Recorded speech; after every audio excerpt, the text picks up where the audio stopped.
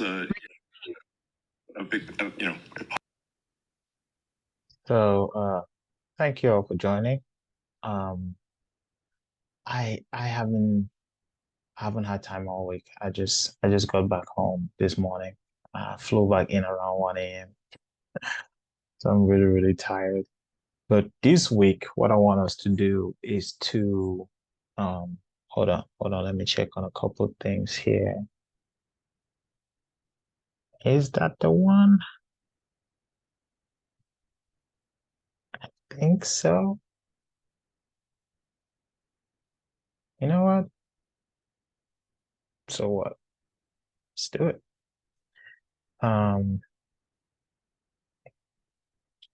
So today I'd like us to listen to the conversation Elon Musk had with Donald Trump because as you can imagine, the internet, the world is in a frenzy. The mainstream media is they're basically losing and they don't know what to do. So all their old tactics of just beaming lies in unison it's not working anymore. They've lied, they've canceled the man, they've done everything. They even tried to kill the man, and their whole agenda is just falling apart. And I just think it's a beautiful thing to see because here's something that really maybe most of you don't realize is that the wealthiest, the most powerful people in the world, right, tend to be the most evil people in the world. That's just an observation of mine. So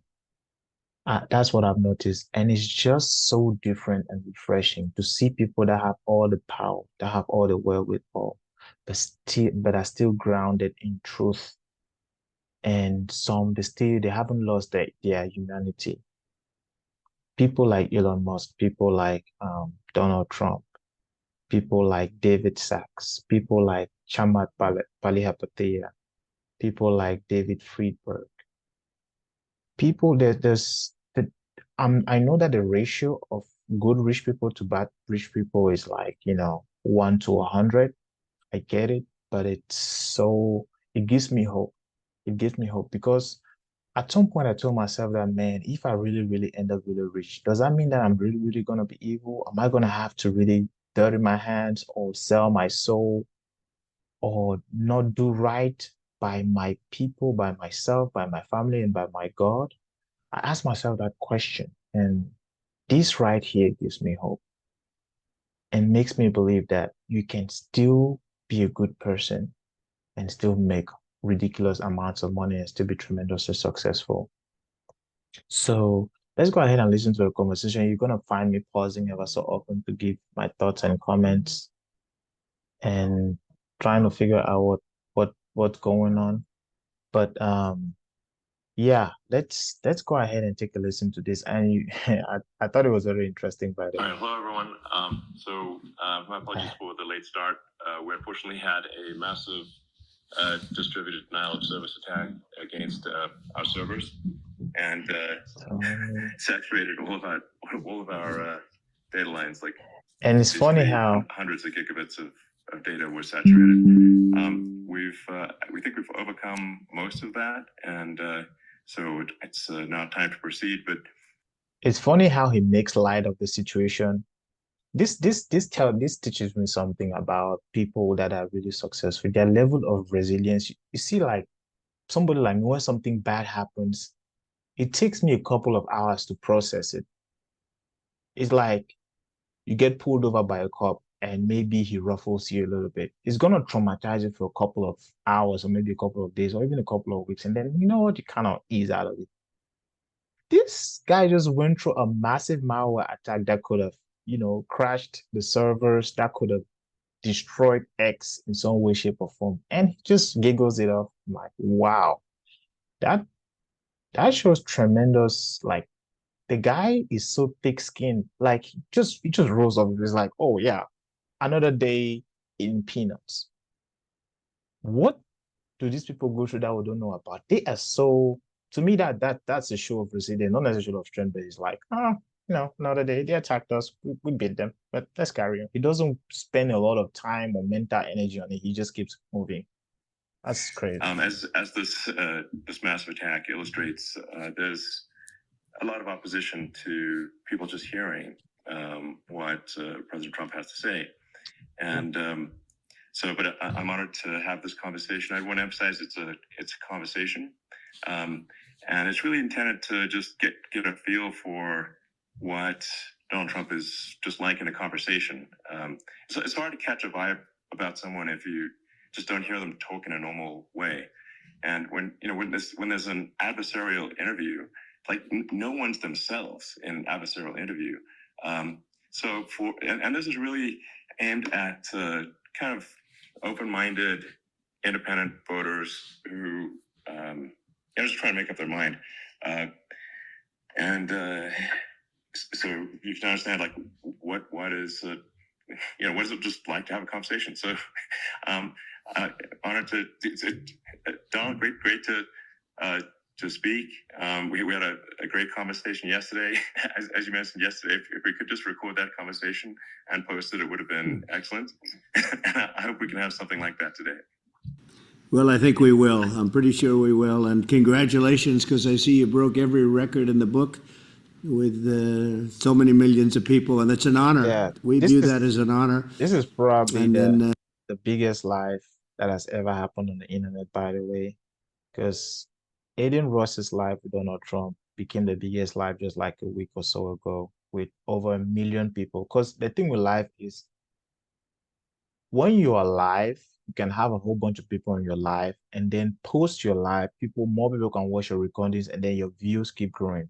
But the reason why we're saying this is the biggest live is because while the conversation was happening, the number of people that were tuned into the conversation live while it was happening, it's never happened before. And there was no video, it was just two guys having a conversation, which is mind blowing.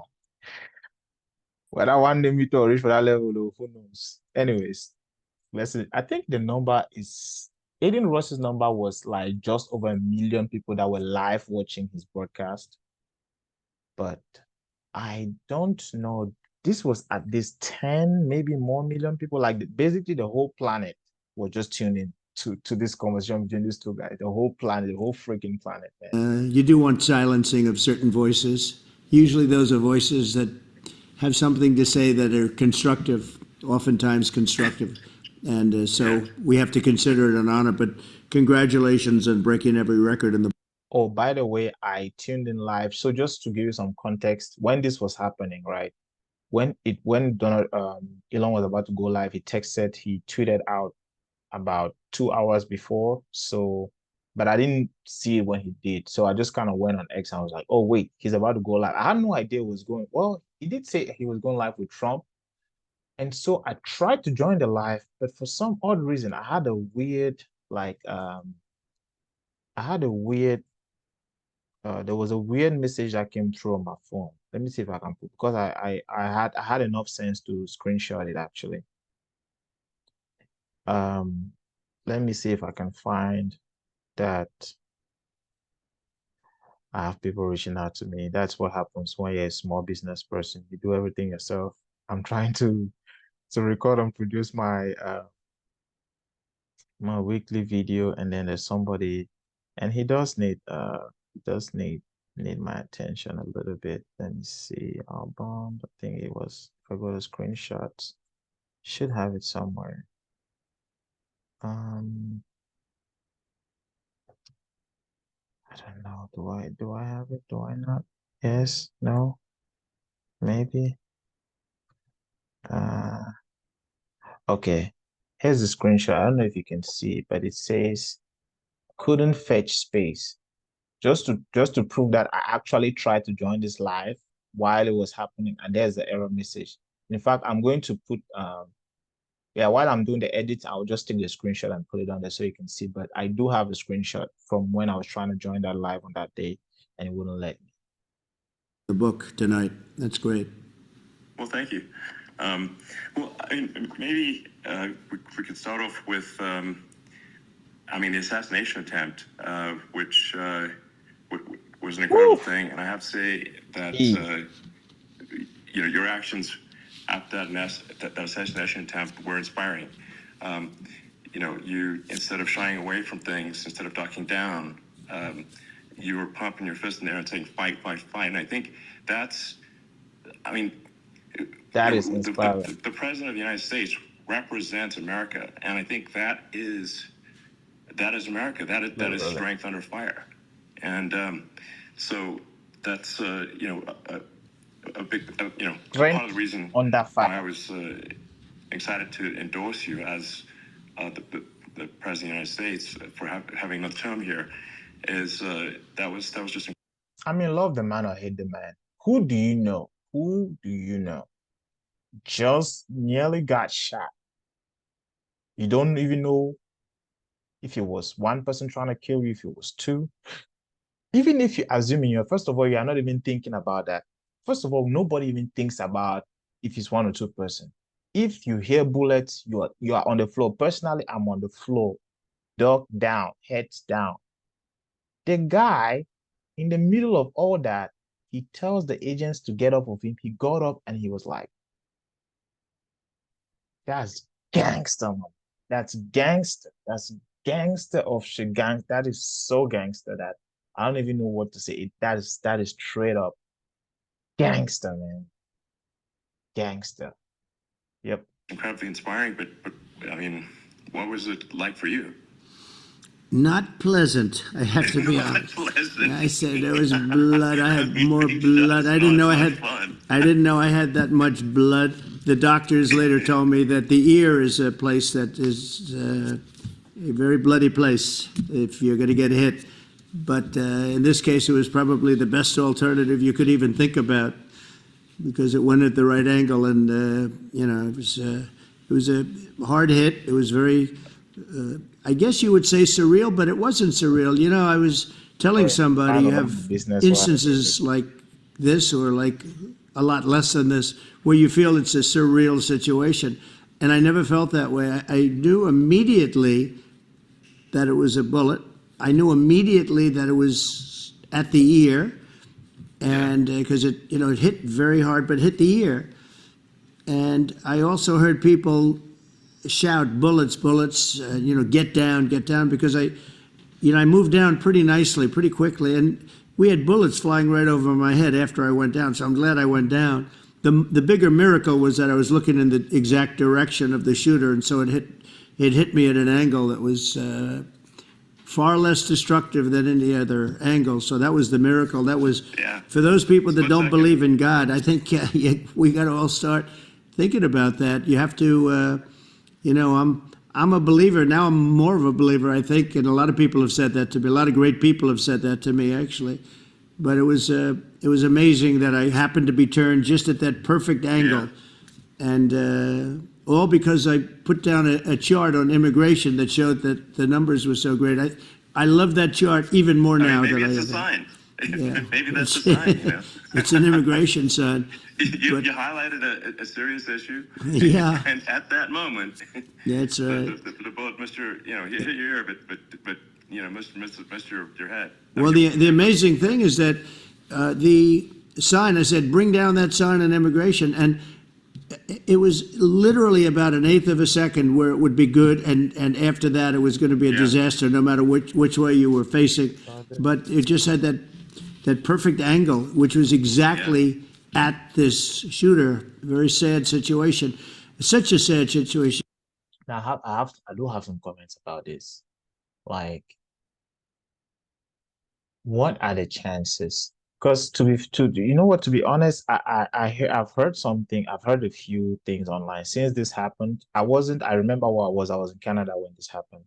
I had woke up that morning. I was on EST time, and I just grabbed my phone, and first thing I see is the president got shot. And I thought I was tripping. And then the first thought that went to my mind was like, they tried to kill him. That was my original thought. And then a few hours in, I started hearing things along the line of, no, it was staged. Then I was like, it was so obvious to me that it wasn't staged. But then I had to take a step out. I was like, wait a minute, what if it was staged? Because, hey, everything is possible. And then a couple of days go by, I started hearing some stories, and Candace weighs in, and Elon weighs in and different people. I see Elon endorses Trump. I was like, well, things kind of start happening. And then most recently, I also heard a conversation with Dr. Umar. I think he was in Canada. Funny enough, when I was already back. And the guy was talking to some folks up there. I don't remember the name of the channel or whatever, but he was saying that the whole thing was staged. And I just have to say, this is why people tend to call when you have the habit of thinking critically, right? Challenging the most obvious storyline. Because that's one way to look at it. Like, if it seems obvious, if the media is pushing it, then you tend to antagonize that opinion, tend to take the other side of the argument. I do not think this was staged. There's a plethora of reasons why I do not think this was staged. There's some reasons why you might think it's staged. The fact that he survived, that reason alone could make you say, well, if they wanted to kill him, they should have killed him. The fact that they didn't kill him means it was staged. But when you put everything in context, in the political context today, the climate of the country, if you factor that in, and if you factor the fact that he actually got hit, you factor the fact that he could have actually been shot if he hadn't moved a little bit at that specific moment in time, then you begin to see that it's obvious that this wasn't staged. Now, I'm going to caveat that one thing. It actually might have been staged, but not in the way that you're thinking. So when I say it might have been staged, it's not that it was choreographed to make it seem as though, they wanted to kill him and not kill him. It might have been staged in the sense that some people within his security circle, I don't know if it's FBI, Secret Service, CIA, whatever, somebody in that organization, I think, and this is my opinion, staged this actually to kill him, not to make as though, not to miss him. They actually tried to kill him, but the person or the people that were trying to kill this man have to be within the Secret Service. Somebody in that organization knew about this. They let it happen. That's my opinion. Do that what you will. In that sense, yes, it was staged, but not in the sense that it was staged to where they wanted to act as though they were going to kill him. That was too close to be staged. Because to stage something like this, you don't even have to shoot Trump. If this was going to be staged, they could have found that same guy could have just shot in a completely different direction, or even just shot in the air. That would be enough to say, you know what, he was trying to kill President Trump. And that in that scenario, this could have been staged just to wrap. But the fact that he actually really was trying to kill this man tells me, one, it wasn't staged to fake a killing attempt. Two, that if at all it was staged, it was actually staged to actually kill the man. That's my take. As you know, we lost somebody that was great, Corey, who a firefighter. Plus, at least one or two people. There was a man, an ex-firefighter, the Corey guy he just mentioned, that actually got killed. So you're gonna stage this, and you're just gonna kill random people. And if you are part of the team that's staging, why would you volunteer to be in an act and then die because the sniper killed your ass? Like, this whole staging theory doesn't make any sense. I mean, in the sense that this whole idea that it was just staged to fake an attempted killing is bullshit. If you tell me that it was staged to actually kill him, it makes perfect sense. Staged in the fact that it wasn't random. The guy wasn't walking by himself. Staged in the sense that he had people inside helping him directly or indirectly. 100%. This was not an accident. This was not staged to make seem as though they want to kill him. This was 100% staged to actually kill the guy. And he escaped dead. And given how close that call was, what that tells me is, if God doesn't want you to die, you're not going to die. Great gentleman, a great Trumper. He was just a fantastic family and a fantastic man. And a friend of mine came up, Elon, and said, I'd like to give the family some kind of help. And I said, that's great. He said, do you mind? I said, I don't mind at all. And he wrote out a check for $1 million, gave it to the wife. And, she said, "This is really nice, but I'd rather have my husband back," which is a nice thing for somebody to say, to be honest. Sure. She's great. The family is great, and we raised a lot of Yeah. money for them and for two other gentlemen are unbelievable people. Also, they were hit really badly. They thought they were not going to make it, and they did. The doctors in the Butler area, I tell you, they were incredible. They saved the two, and they were really hit tough, both of them equally. And we thought my first question was because I heard bullets flying over me. I said, "How many people were killed?" Because we had a massive crowd there, a tremendous, thousands and thousands of people, and there was no land. I mean, it was all people. So I said, "How many people have been killed?" Because I knew there were other shots being fired, Sure. and they said, "We don't know yet, but some people have been badly hurt." And I have to give the Secret Service sniper, they call him, or sharpshooter, but sniper, because he didn't know there was a problem. He's an extraordinary shot, obviously, and he didn't know there was a problem. And he was able to pick it all out within 5 seconds. And he used one bullet from very far away, I guess probably about 400 yards. The shooter was 130, but he was on the opposite side of the field and the podium. And he saw the smoke and the flame from the gun, immediately recognized it, and immediately took a shot. And it was one perfect shot from very far away. And if he didn't do that, Elon, he would have. I mean, if he would have, a lot more people could have been badly hurt and killed. Yeah. So I have to take my hat off to him, because that's also a surreal. You know, he's been with them for 23 years. And he's never had anything like this, and all of a sudden he has to act, and it's a very tough thing to act and to be shooting somebody. But he saw the gun, saw the smoke, saw the flame from the gun, very far away. Obviously has very good eyes. He's got very good vision, which I assume you have to have in that particular work. But he took aim very quickly, and they say it was approximately 5 seconds from long range, one bullet. If that didn't happen, because the shooter had a lot of bullets, he had a lot of cartridges up there with him, so could have been very. I mean, that's clearly, he was very confident in taking that shot to stop the attempted assassination. But I mean, there does seem to be, some pretty significant failings elsewhere in the system. Like, there's just no way that, like, how on earth does a shooter get on a roof 130 yards away? That seems crazy. I think most people people are wondering how on earth could such a thing happen. Well, you know, I view it as two ways. There should have been nobody on the roof. There were people, because there were so many tens of thousands of people there.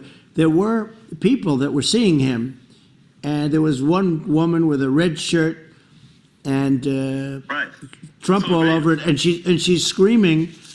That guy's got a gun. You know, you saw it probably. No, There's a guy up there with a gun. It's like, I saw the video too. I guess, I mean, for my part, and I think probably many members of the public are wondering how the heck are, basically people wandering by pointing out there's a guy on the roof with a gun. And yet, and they're seeing it, but somehow it's not being addressed. That makes sense. Crazy. Well, they're going to learn from this. The communication between the local police, this was had an idea, and then ultimately a man lifted himself up to the roof.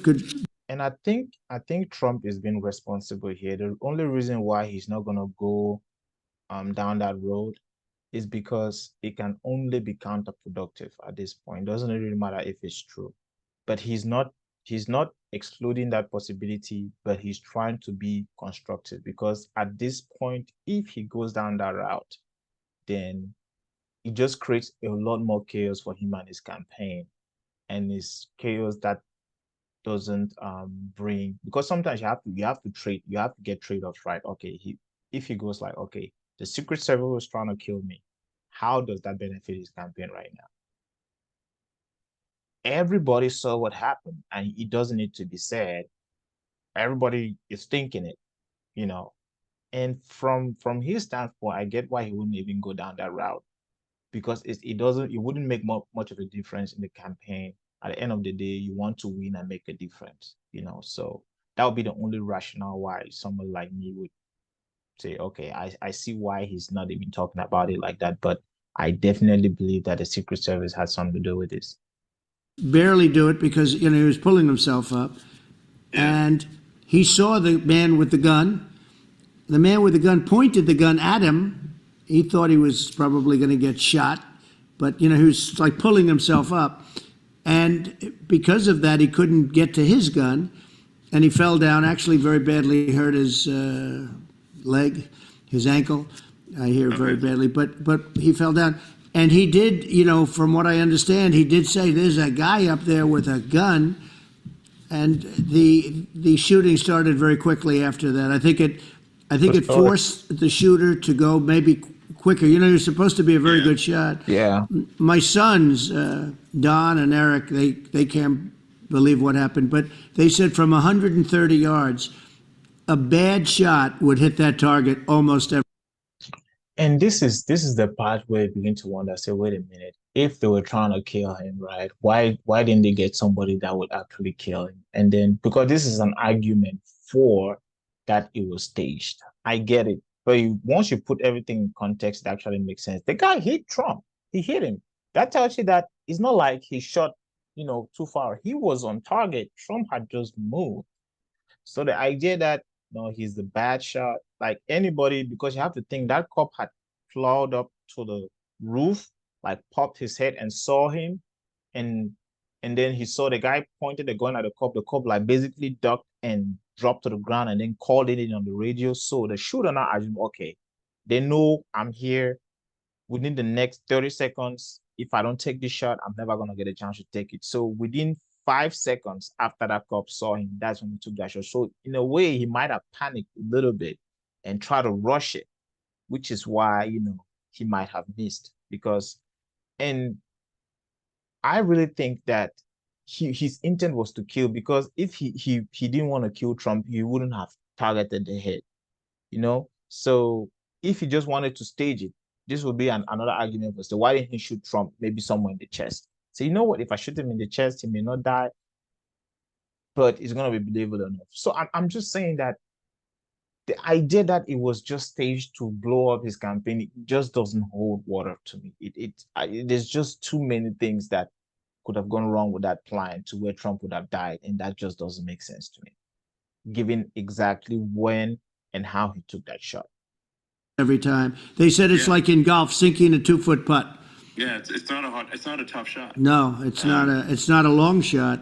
The Secret Service person had the long shot. He had triple the distance actually. And he has to give props to the Secret Service. It was a life. terrible thing.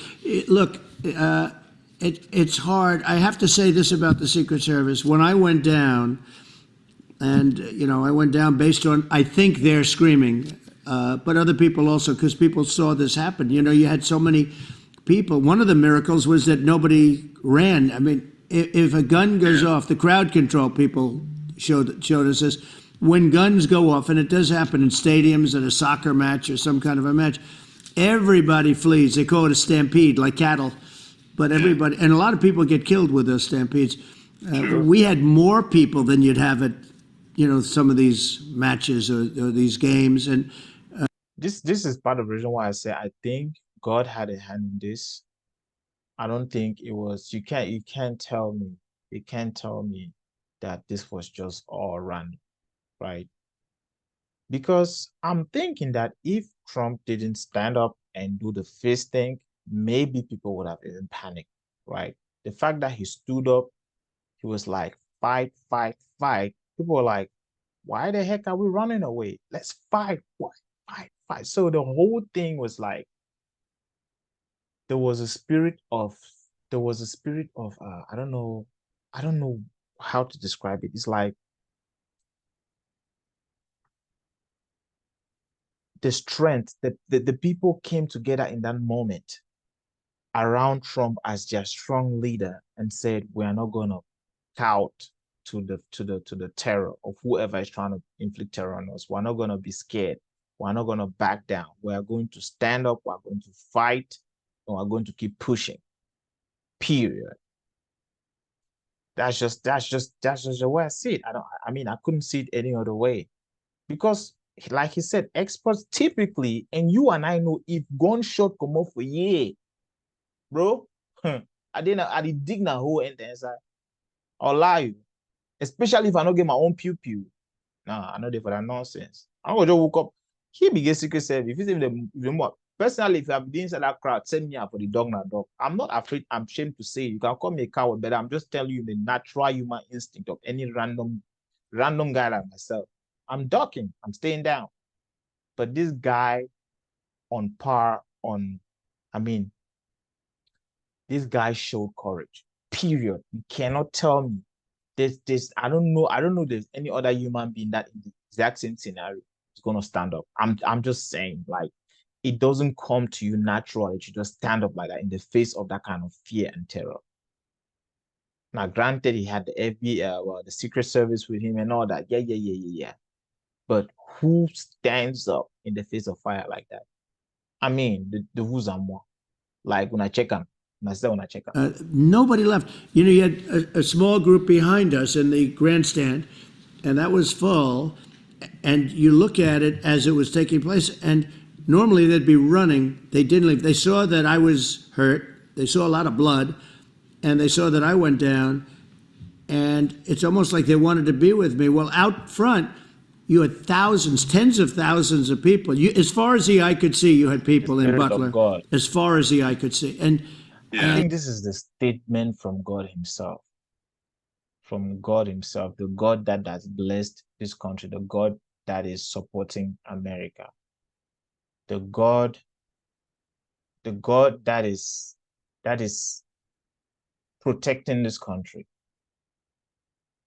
the God of Jesus Christ. I think this is a statement from God. I'm not saying that Donald Trump is God. I'm saying that the Spirit of God came over everybody in that arena and gave them a courage that is unnatural. Because just think about it. They say nobody ran. You cannot tell me that all those people, they overgain a courage. Don't be courage. Forget. Repeat the same scenario. Put some random G for this. Now forget. All man, dog. All man is scatter. Everybody will run away. So this is something spiritual. These battles are not battles that they are fighting in the physical realm, people. These are spiritual battles. These are battles that are next level. They are not like battles that like this. No, no, no. This is I do get that battles, man. And a lot of press too. There was many cameras on watching this. It's what makes it so different, because normally things happen that aren't good, but you never have a picture of it. Here we have all these cameras shooting it. Yeah. So sort of amazing. But one of the interesting things was that you didn't have anybody flee. You didn't have anybody stampede. Nobody. And there were some people behind me. They stood up and they're looking like, I mean, I'll tell you, you want to have them in a foxhole with you. I want to meet some of those people because it's so different from what you heard. But so I was down. But the Secret Service guys, there were bullets flying right over my head. You could hear them go whiz. And it's interesting that, and I'm not trying to point fingers here. It's very interesting that when you look again at the news media, right? Everybody's gonna try to spin this based on what they call their editorial line, or what they call their agenda, right? How they want their narrative. The word is a narrative. So every news media has a narrative, and we know that 99% of them are all supporting the left side of the aisle. With that being said, the right side of the eye is also trying to spin the same story. They're talking about Iran is the people that did the cyber attack. I also think that's bull crap. This is why the news media nobody can trust you anymore. Anybody that trusts you is only because the person is so into the metrics that they need to wake up. Because once anybody wakes up, you just can't trust them anymore. Because now they have beacons of truth in a sea of lies. Ever so often, they're going to be honest about one or two things. But 90, 95, 96, 97, 98% of the time, they're just lying. They're just going to lie, keep lying. So this is not about a left thing versus a right thing. I'm not going to point finger and say the news media is trying to spin this and say this and this, that. But it's very interesting that 99% of those pushing the narrative that this was staged to boost his campaign all happen to be on the left. and that's the left news media. It's just an observation. 99% of the news media that is saying that this was all staged to fake an assassination attempt on the left side of the media. And then the right side, they're trying to spin this to fan the flames of war, talking about Iran is trying to kill Trump. Therefore, America should go to war with Iran. I'm just saying, both sides of the same bird, man. That is the problem. So it's not even a left versus right thing. It's like both sides are just ridiculously crazy. Everybody's gonna spin it for their own narrative. And that is why if you want the truth, you have to go to the people that said it and use your own common sense and listen to them. Don't wait for somebody to filter it, analyze it, repackage it, and tell you that no, this is what they meant or this is what they said. You yourself take your ear, yeah. You yourself take your ear, yeah. That is the person that they attack. You just take your eyes here. Don't wait for somebody to come here and tell you, oh, it was fake. Oh, no. What do you think? You have the facts yourself. What do you think? They're also making a judgment, whether be it an honest or dishonest judgment. That is their judgment. That is their opinion. What about your own judgment and your own assessment and your own opinion based on what you see, hear, and can clearly observe? And these guys came jumping on top of me, and a young lady, Kate, would jump. They moved so fast, and let me tell you, that took tremendous courage. Now, there was a lack of coordination. There was, obviously everybody understands that that building should have been covered. Yeah, and I think that was the big thing. Looking at the aerial views, that building would be like the #1 spot for a sniper. I mean, it's like if you were to pick like what is the favorite, so if the goal is to assassinate, what's your favorite spot? That building, the roof of that building. You're right. #1. That would have been the spot. You can ask for a better location. It's No, like #1. no, that would have been the spot. You know what people think is when the local policeman, who, by the way, he really, he did what he was supposed to do. He couldn't hold on any longer. Yeah. And then when he got his head just peeking above, this guy standing there with a gun at his head. And when he fell down, again, hurt his ankle very badly, but he was making the calls. But what happened is the firing took place very soon. So what they think is that this guy ran to his site, which he had all planned out with the gun. He ran to the site and he started shooting fast, and maybe that's why he sort of missed. I mean, but as you said, he got me, but it could have been a much bigger problem. But he totally would have hit if you hadn't turned your head. So there was it was a very near thing. So it was a miracle. If I hadn't turned my head, a miracle. I would not be talking to you right now. As much as I like you, a miracle. I would not. I would not be talking to you. And this is a miracle. What do I know you like from? That's right. We'd be talking from a different place. But it was a very terrible experience. The Butler Hospital, they did such a great job. The doctors were so good. Everybody was so good.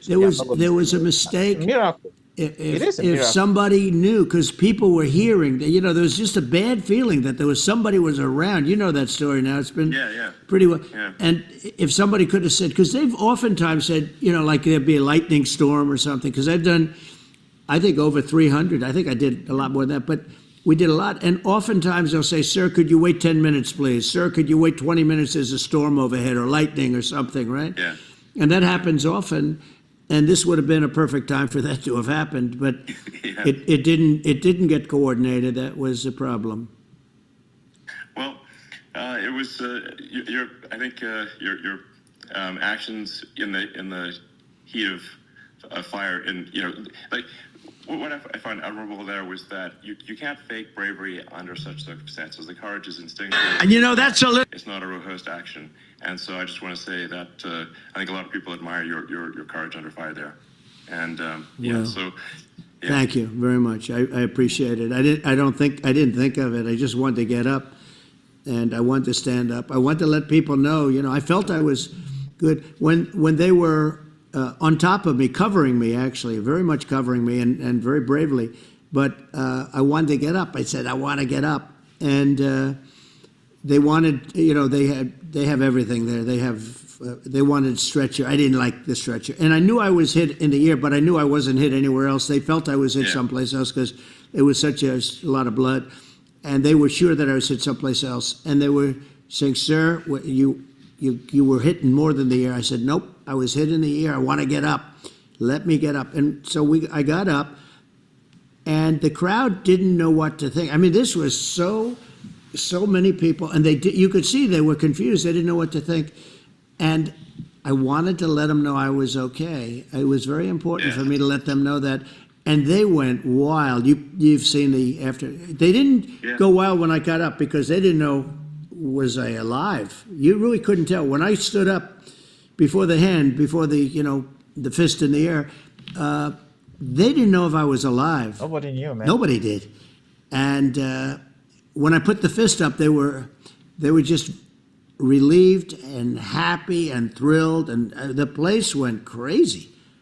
It was pretty amazing. It was a terrible thing, but it was pretty amazing. Moving, well, and I mean, speaking of the sort of slide that got you to turn that saved your life, really, was the illegal immigration slide. Right. Maybe this is worth talking about that, since it was the slide saved your life. You're right. No, the illegal immigration saved my life. You're right. I had to be at that exact angle. I mean, that's a great one.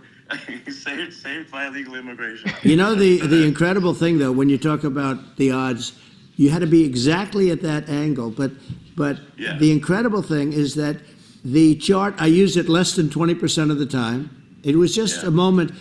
It's always on my left, never my right, and it's always at the end of the speech. So here we have it. It's on the right, not the left. It's at the beginning, not the end. And even the people that put it up, they were unprepared, and they did a great job. They got it up immediately, fortunately. But I looked to the right, and the bullet came whizzing by, hitting my ear. So it was amazing. But when you think of the odds of that, that normally you wouldn't use it. Normally I wouldn't have the thing, and then it would have been a very different story. It's very much, I say, an act of God. It's a miracle that it happened, and I'm honored by it. I'm honored by it. Well, Man. What were you about to say about illegal immigration before you were rudely interrupted with a bullet? Well, I was going to say how good the numbers were. By the way, we're going back to Butler, and we're going to go back in October. We're all set up, and the people are fantastic in Butler. It's a great area. Great. These are incredible people. And Musk, he always has these cheesy jokes that he makes. Guys, this guy is very funny sometimes. So what were you saying before? What were you saying about illegal immigration before you were rudely interrupted by a bullet? Yeah. Like the three that, in the case of Corey killed, and the other two, the families I got to Africa's Got Talent. To know them a little bit, and the families are great. But we're going back to Butler, and I think I'll probably start by saying, as I was saying, prior to being so horribly interrupted. But so rudely interrupted by an assassination. So it was. But the chart, Elon, the chart was just a chart that, in my last week, we had the best illegal immigration numbers, meaning stopping. It was at the lowest. You've seen the chart. It's become quite a famous chart. But that was the lowest point ever recorded.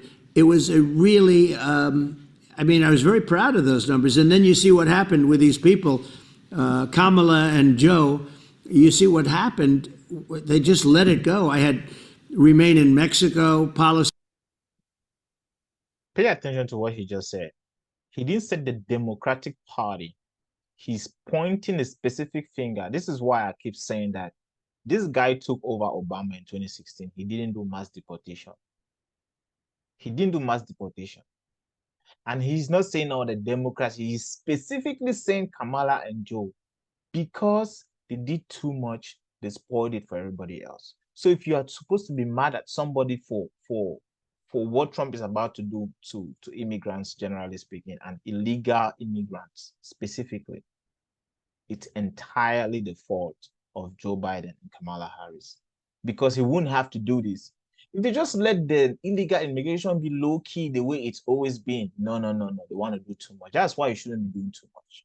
That's the problem. They did too much. Policies. I had all these different policies that were so good. Guys like Tom Holman and Brandon Judd from Border Patrol. These are all people that they've been on television. They said it's the best numbers we've ever had. We had so many different checks, catch and release in Mexico, not the United. We had catch and release in the United States. We had it in Mexico. We had so many things. We had things where if many people come in there, they have contagious diseases. We had everything passed. If you have a contagious disease, I'm sorry, but we cannot allow you into the country. So we were setting literally records, and all I was doing is showing that, and I use it sometimes, and in this case, I'm glad I used it. I can tell you that, but they were fantastic numbers. But I'm going to sleep with that chart always. I'll be sleeping with that chart. That chart was very important for a lot of reasons. I mean, would it be accurate to say that you're supportive of legal immigration, but we also need to shut down illegal immigration, and especially unvetted illegal immigration, Yes. because and that's not the same as saying that everyone who's an illegal immigrant is bad. In fact, I think most people who are illegal immigrants are actually good, but you can't tell the difference unless there's a solid vetting of who comes across the border. And when I say this, people, people look at me as if I am. I've had some really bad. I'm gonna be honest. I've had some really vile comments from people within the Cameroonian community and the African community, generally speaking. Let me not generalize. Specifically, Cameroon. Okay, it's 3 countries. Let me not call it. Let me just call Cameroon. But there's more than one African country. People that come from other African countries that have reached out to me personally, that know me, that have made some really vile comments because of the things that I've said. Second thing I want to say is my TikTok account got suspended because I spoke on some of these things. Not specifically the illegal immigration issue. I think the TikTok suspension had to do with me basically calling out Christians that vote Democrat. That's all I did, and that pissed some people off so bad that they had my account suspended. Just the reality of life. So, the truth is that if you don't have a border, then you don't have a country. So people come in and out, and I know it sounds cliche to say this, but it's also true. Like, you need to be able to vet who can just wake up in America and just walk into Cameroon. If you want to leave America and come to Cameroon, you need a visa. You can come in illegally. Doesn't mean that it's impossible. But do you have a situation where Cameroon border is just open, where a whole bunch of people just walk in like that? No, it's controlled. Every country has a border that is controlled. I don't know why this border palava is making people so... No. Forget all that nonsense.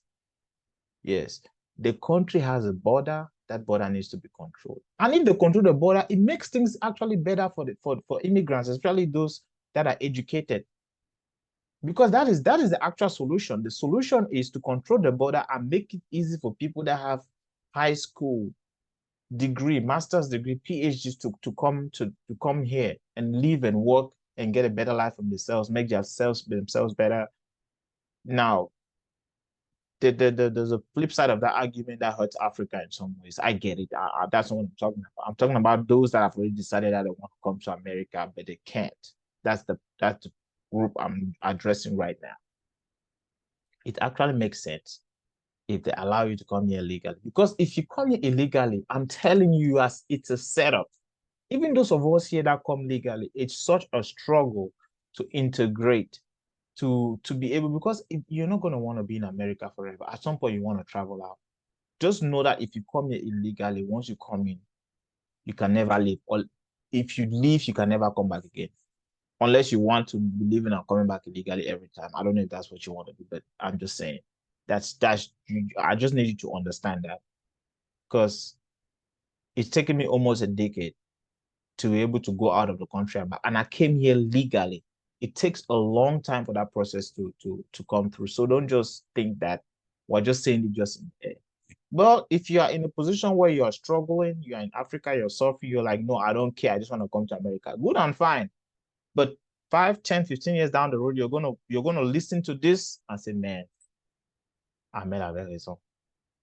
Mieux je venais moi légalement. Because it's like at some point, because right now when you're struggling, especially when you're struggling financially, to you, money is a solution. And I get it. I've been there, done that. But let me tell you, once you make a certain amount of money, more money doesn't make you happy. You then realize that, wait a minute, no, I want to be around my people. I want to be around my family. I want to see my mom. I want to see my dad. I want to see my hometown. I want to go back home. I want to go to the village and just breathe fresh air. Those things become so much more valuable to you that you don't care if you're making all this money in America. You just want to experience something different.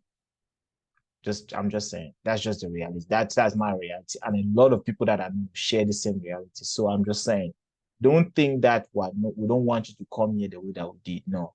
Come here, but you want to come here legally, because if you don't, you're setting yourself up for failure. Is that accurate? 100%. I say it very simply. They have to come in legally. They have to be checked. Because look, Kamala was the border czar. Now she's denying it. Everything that I do, she's saying she was strong on the border. We're going to be strong. Well, she doesn't have to say it. She could close it up right now. They could do things right now. It's horrible. No tax on tips, and all of a sudden she's making a speech and there will be no tax on tips. I said that months ago. And by the way, they had just the opposite. You know, they had not only tax on tips, but they hired 88,000 IRS agents, and many of them were assigned to go get waitresses and caddies and all of this on tips. They have a policy. They had a policy that they were really going to go after you and were really harassing people horribly. And then all of a sudden, for politics, she says, you know, she comes out with what I said, which I think is terrible. And I think it's also hitting them very hard. These people are fake. Now they're also saying they did a good job on the border. We had the worst numbers in the history of the world, not of our country. There's never been a country in history that has had a catastrophe like this. We've had, I believe, and I think you believe this too, you know, you hear 12 million, 13, I believe it's over 20 million people came into our country, many coming from jails, from prisons, from mental institutions or... And when Trump said this is another thing that people would take and hyperbolize or say, well, he's qualifying immigrants as prisoners, that they are all prisoners, they are all criminals, they are all crazy, they come from mental institution. But that is just gaslighting, because like I always say, don't listen to the mainstream media. Don't listen to them. The reason I say this is because they lie. I don't even keep track anymore. I have so many examples of lies that they told that I believe. And then I was so pissed off when I became aware that, wait a minute, why did they lie about this? Venezuela, the country of Venezuela is releasing its prisoners with explicit instructions to come to the US. How do I know this? First of all, because he said it, but that's not the only reason why I confirm it's true. Because if you do your research in Colorado, and I'm pretty sure it's just that I'm not aware of what's happening in other states. And this tends to happen in the blue states, right? Where there's states that are run by Democrats, where they welcome illegal immigrants for the most part. This gang, this known Venezuelan prison gang, has taken over a whole apartment complex until nobody can kick them out. The cops are not going to go there. And it's funny how they are doing it in a place that is predominantly resided by Black and brown people. They don't care. So they've come to this country illegally, one. They are criminals, two. They have taken over your neighborhood, three. And now they are going to start harassing everybody in that zip code. That is the America you want. Right? And when they call it out like that, you're saying, no, where you're turning your back on people. No. I care too much about my people, and I care too much about this country, because they are screwing it up for everybody else. That right there is grounds to say we don't even want immigrants again, period. They want to spoil it now for everybody else. That is the reason. That is the root cause of the problem. So look at Joe Biden and Kamala Harris and ask them why. Why wanna spoil what chop? Why wanna spoil them for all we? Because they're the people that spoil it for everybody. Do you think that this over the last 4 years is the only 4 years that people have been coming to America illegally? People don't come America illegal since But when you don't hear people say they want to do mass deportation, no be today people start coming America illegal. No be today. So you have to understand that there is a reason the man is saying this. When you want to do something, you have to do it with moderation. Don't do too much. Kamala and Joe Biden, they just did too freaking much. And and you have to draw the line somewhere. They just did too much. They're the problem. A bigger version of that is insane asylums, and many are terrorists. And I'll tell you what, they're coming not just from South America, they're coming from Africa, they're coming from all over the world. They're coming from Asia, Yeah. they're coming from the Middle East, they're coming from countries that are They're coming, stupidly and horribly the whole planet is bombing coming to Israel America. October Yeah, 7th. They're coming from all over the world. And you know, you look at, it's so sad, October 7th, because it should have never happened. Europe is having It's the so same problem. sad when you look at A lot of Ukraine. It should have illegal never African happened. immigrants are going We to have a defective government. These are defective ridiculous, people. man. I don't even know And they're what not people that should be running it. But where you see it the best is the border, because you have millions of people coming in a month, and then she gets up and she tries to pretend like she's going to do something. She had 3.5. And now Kamala Harris is going to act like she wants to fix it. Like she's so this is so the Years. flip flopping with the leadership, the current leadership of the current administration is just, it is so obvious that they are so political. It's so obvious that they are lying. It's so obvious that they are not operating from first principles, as in what is the best for the people of America, period. Born an immigrant, what is best for the population of this country. That's not the premise of their operation. The premise of their operation is what is good for our ideology. And that is the problem. And by the way, they have another 5 months that they can do something, but they won't do anything. It's all talk. She's incompetent and he's incompetent. And frankly, I think that she's more incompetent than he is. And that's saying something, because he's not too good. Yeah. No, I think it is essential to have a secure border. I mean, you're really not a country unless you have a secure Correct. border. And like Elon said, I really believe that majority of illegal immigrants are actually good people that want to come to America to work and give it their best, but they are not been able to come here legally. They've made it so hard. I have had challenges in that regard. People in my family, in my circle have had challenges. And not everybody will have the patience to wait for their turn the way I and my people are waiting. I know people in my life, in my circle, that tried multiple times to do it the right way. They couldn't, for no obvious reason. And then they just decided, you know what? I'm just gonna go to Mexico and just walk in. That is the truth that we also need to call out. A lot of people that would meet all the criteria and even exceed some of this criteria are not allowed to come. And so they get burnt out and frustrated, and they just have to come here illegally. I just have to say that's also true. So if I'm going to call out the fact that coming here illegally is not good, I also have to give the side of the people that are coming here illegally. The people that are coming here illegally, most of them, Mr. President, you may or may not know this, but most of them are actually good people that want to come to America because they believe America is the A team and they want to play for the best team. However, they wouldn't give them a visa. They wouldn't give them a shot. And so they get frustrated and they don't let that stop them. So they just say, you know what, screw it. I'm gonna do it illegally. That's just a reality that we also have to acknowledge and then deal with it as is. Just saying. And secure elections too. Yeah, absolutely, secure elections. And so it's just essential to have a real border, or we can't function as a country, and our service, our essential services are being overwhelmed in a lot of cities. As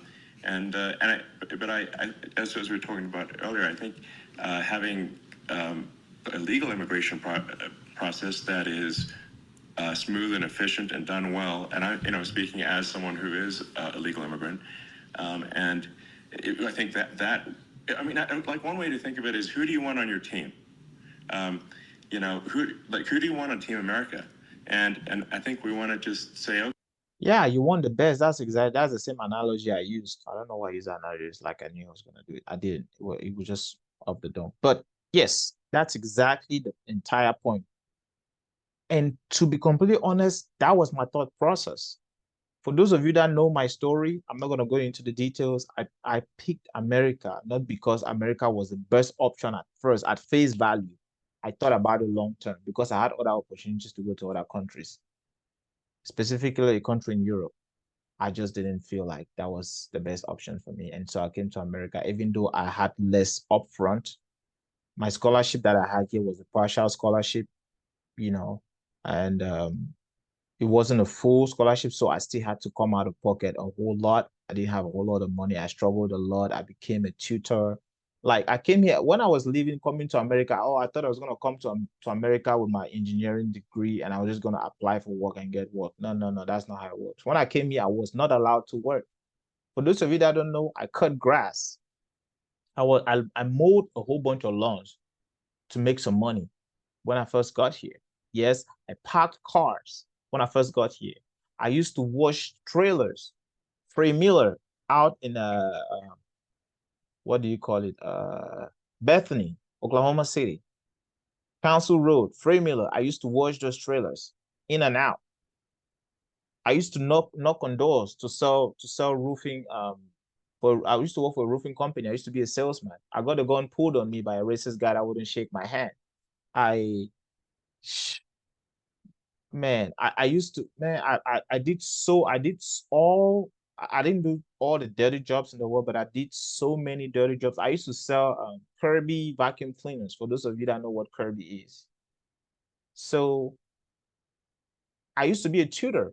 Matter of fact, that is the first thing I did. So when I first came to America, the first few things I did, I was a tutor, right? So I will have like students that are going to, because I was fresh out of engineering school, I would have students at UCO that I would tutor. I had students in Stillwater.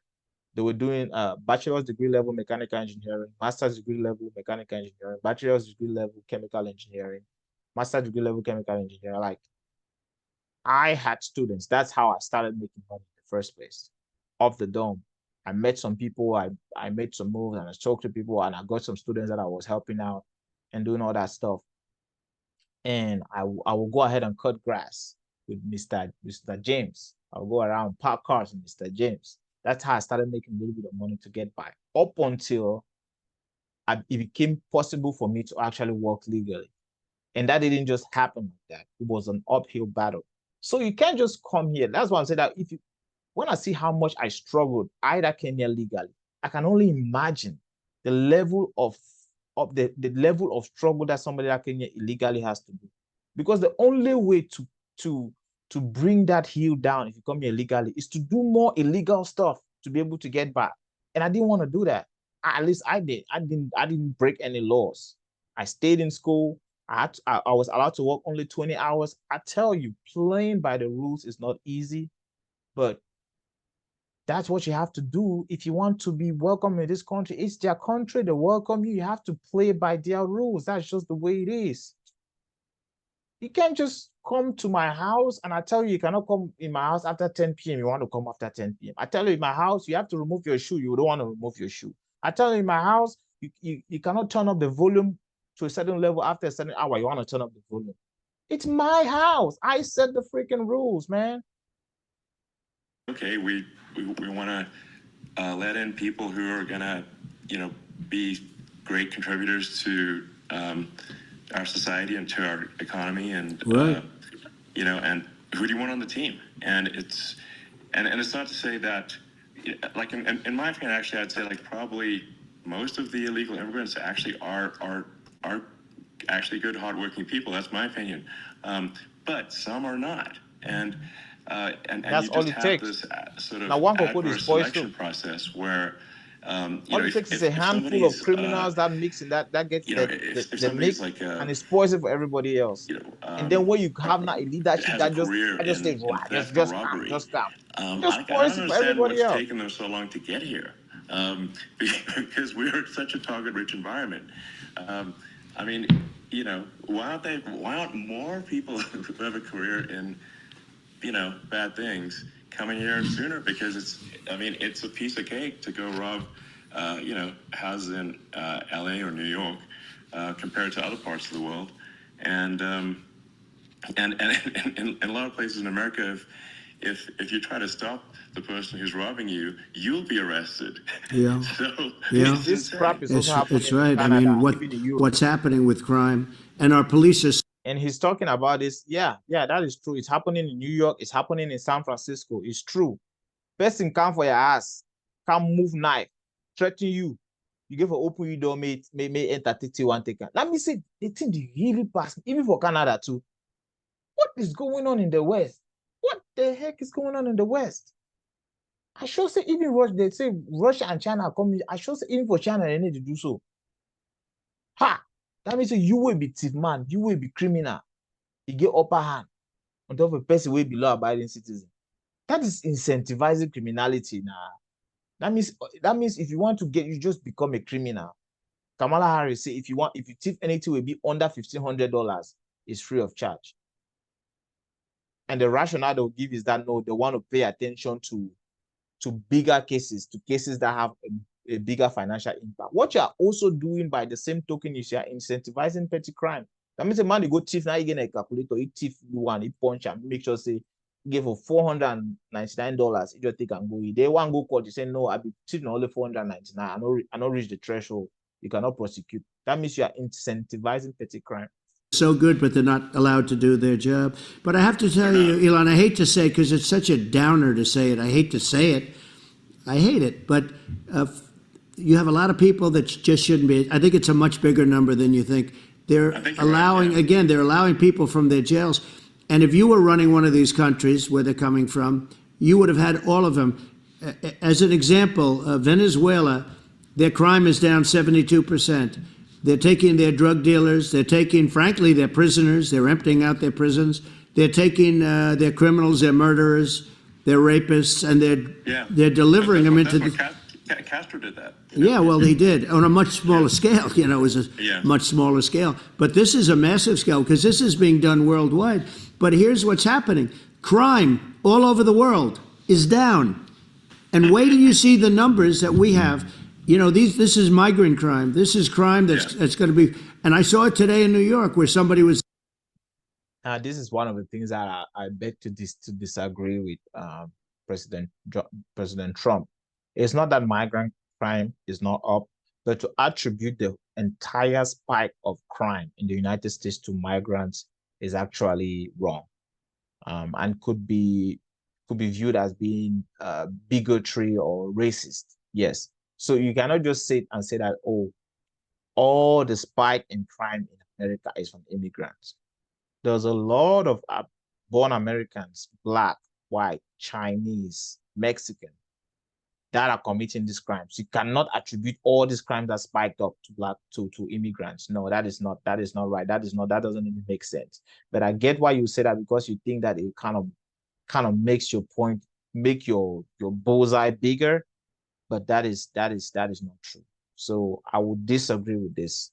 Was knifed where they raped the girlfriend of a man that stood there watching. But that doesn't mean that the whole cafeage of immigrants that came here are not committing crime. They are committing a lot of crimes. But you cannot attribute all the crimes that have been committed in the past 4 years because it spiked up. You say no, it's because it's of immigrants. Immigrants obviously must have contributed to it, but I don't think it's 100% immigrants. No, you cannot make that.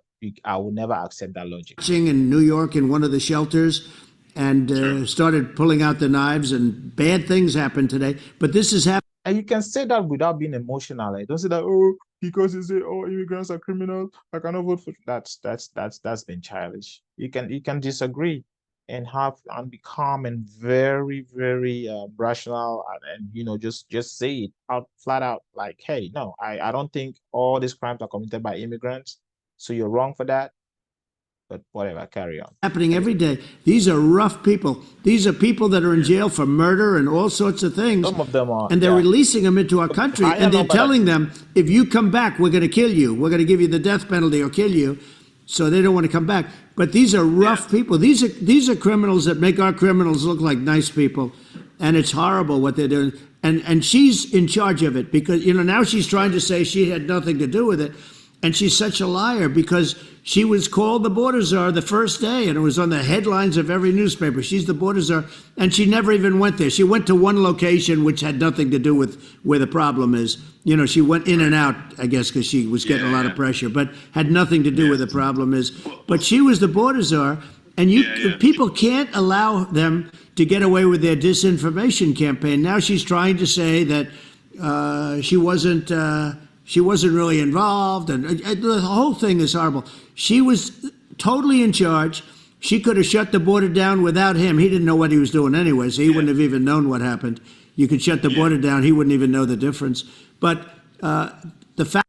And the rationale that they keep bringing up for this is that, and you're not supposed to say this as a Democrat, but this is the underlying rationale that we need cheap labor in America. And I've said this multiple times. But the idea that you think that because somebody comes here legally, you're going to spend less on labor is actually BS. As an immigrant that came to this country, and I understand that there was a time that I couldn't work, people that I know about people that worked and got paid under the table. Let me tell you this. You will spend at just about the same. Even if you save on labor expenses, it's no more than 5-10%, whatever that's worth, right? Maybe that's worth something, depending on the scale of a business. And it's mostly this services business, like restaurants, maybe farm, like this labor that requires no skill. Like I'm telling you, you don't really save that much. It doesn't make that much of a difference. I know on paper, you're like, okay, these guys are going to accept lower. No. That's not how it works. That's not. I'm just letting you know that in real life, I know in theory, in your mind, you think that, and I'm talking to the Democrat leadership here, you think that a whole bunch of immigrants show up, just going to start paying less money for labor. That doesn't happen in real life. Go check again. I'm not going to give you any details, but I'm telling you, I'm an immigrant. I came here. There was a time where I couldn't work. There were different options. I understand how that mechanism works, and I'm telling you that whatever you have on paper saying that a whole bunch of immigrants are going to come here and labor is going to be cheap, you're full of crap. That tells me that you've been in Washington too long. I have no idea how America really works. Fact is that she was border czar, but if you don't have to call her that, the fact is you could just call her. She was in charge of the border, and the border was the worst ever. It's simply not working. It's horrible. Whether it's a question of intention or competence, either way, we don't have a secure border, and we have people streaming over like it looks like a World War Z zombie apocalypse at times. And sometimes you got to sort of wonder, like, is it real or not? So because you see things, you're like, is it real? So I went to the border at Eagle Pass, and I saw for myself in Texas, and I was like, okay, it's real. I'm like seeing this in real time. I actually posted the video like just live. I just flew there one day and just to see, hey, is this made up or real? And I'm just seeing people stream across the border, and I have to say, at least the people that I saw did not look friendly. So these are people look at my video and say, hey, these people look friendly. They don't look super friendly. So these are people that Elon would not be the same man if he had to walk across the street and look these people in the eye. These are rough people. These are really rough people coming across. And I know rough people. And these are people that we don't want in our country. And, the caravans are coming in, and they're putting, and who's doing this are the heads of the countries. And you would be doing it, and so would I. And everyone would say, oh, what a terrible thing to say. The fact is, it's brilliant for them because they're taking all of their bad people, really bad people. And I hate to say this, the reason the numbers are much bigger than you would think is they're also taking their non-productive people. Now, these aren't people that will kill you. We have enough of them. But these are people that are non-productive. They are just not productive. I mean, for whatever reason. They're not workers, or they don't want to work, or whatever. And these countries are getting rid of non-productive people in the caravans in many cases. And they're also getting rid of their murderers and their drug dealers and the people that are really brutal people. And they're coming into our country at levels that have never been seen before. And I saw an ad just before I got on the air. I'm walking over here, and I saw an ad by Kamala saying how she is going to provide border security. Where has she been for 3.5 years? For 3.5 years. We have 20 million That's why I people say they keep poured in. playing in our It's face. a Yeah, I think terrible this, thing. frankly, I think this is a And fundamental. quite frankly, the people this actually is gonna hurt the most is the middle to lower middle class to lower class of America, which is everybody, which is Mexicans, which is Africans, which is African Americans, which is poor white people, which is everybody that is in the middle class. This is gonna hurt you. Your security is in jeopardy, your finance is in jeopardy, your neighborhood is in jeopardy, like your social cohesion is in jeopardy. Everything is in jeopardy. You could do this the right way, but they decided to do too much. I don't know if they were like, they thought that this was the last time they were ever going to be in power. I don't know. That feels like a desperate move of some sort. I don't understand the rationale behind this because the idea that is to bring cheap labor. I know that sounds good on paper, but I'm telling you, in real life, it doesn't work. It's like on paper you say no demand and supply. When demand means supply, you strike that price you're going to sell. That is the right price to sell. Go and sell now. Go and sell at that price. So things I know sometimes things may make sense on paper, or this is what the data says, this is what the analysis says. Forget that nonsense. In real life, it doesn't work like that. I'm just telling you. Fundamental existential issue for And the I'm not United going to tell you how States. it works in real life And if we have because another 4 more that will years compromise a of lot of open people I care borders, about. and it's going to be even worse with another 4 more years, it's going to be even worse than it's been for the past That's not for me to three and say. a half years. But I'm telling you, I'm not sure it we've got a doesn't work. country left. You don't have a country left. Elon, if they get in, you will have 50 to 60 million people from all over the world, not South America only. You know, we think of South America, we think of Honduras and El Salvador, Guatemala, and Mexico, you know, the four. But it's not that. It's everywhere. They're coming in from everywhere. And I had to stay in Mexico. This is a super important point. Like Yeah. people, it's like basically when I went down there, I was like, well, where are people from? It's like almost no one was from Mexico. To be clear, No, Mexico it's just the less border, of the It's others. just the border with Mexico, but the people coming in, it's Earth, the rest of Earth, and America is only about 4 or 5% of the population of Earth. It would only take a few percent of the rest of Earth to overwhelm everything in the U.S. We're already overwhelmed, Elon. We're overwhelmed. You had to see the news tonight about New York, and I love that place. And what they're doing to it is horrible. What they're doing to it, and all the courts do is they try and focus on Trump. Okay, let's focus on Trump, who did nothing wrong. I complain about a rigged election. Elon, what's happened is unbelievable. You have from Africa. From the Congo, they're coming from the Congo, and 22 people came in from the Congo recently, and they're murderers, and they drop them. They drop them. They take them out of jails, which is very expensive, to maintain the jails. Although they don't do too much maintaining, I can tell you. But they take them out of jails, prisons. They take them out, and they bring them to the United States. They deposit them in the United States and say, "Don't ever come back, or you're going to be executed." And they don't want to come back, but they won't come back. But they're coming from Africa, they're coming from Asia, they're coming from the Middle East, they're coming from South America, they're coming from everywhere, and there are a lot of really bad ones. It's just an everywhere on earth thing, and it's just not. And at this point, I just want to interject briefly and say, I know what most people are thinking. Say, how do you feel when they say they come from Africa? Don't forget about that group think. Let me tell you something. It's very interesting that when you look at, I'm going to use the example of serial killers because most serial killers are straight white male men, right? Do you see white people feeling as though they are all serial killers? No. If you're a serial killer, that's you, that's not me. So if you come from Africa, you're a criminal. That doesn't mean all Africans are criminals. I will never carry the guilt of a criminal. I've never been a criminal. I've never hurt anybody. So even if you have 10 people that come from Cameroon, they're all criminals. Maybe you can generalize. That doesn't change. That doesn't faze me. Now, to be fair, they are from Cameroon, and in some ways, shape, or form, they do represent Cameroon, but they still don't represent me. Me, I'm not a criminal. So just because a whole bunch of people came from Africa and some of them turn out to be criminals, it's criminals everywhere. There's a whole bunch of criminals in America. Does that mean Americans, citizens are all criminals? There's a whole bunch of black people that are criminals. Does that mean all black people are criminals? There's a whole bunch of white people that are gay. You know what I mean? All white men are gay. So don't come with that stereotypical generalization now thought process. That's childish, that's limited.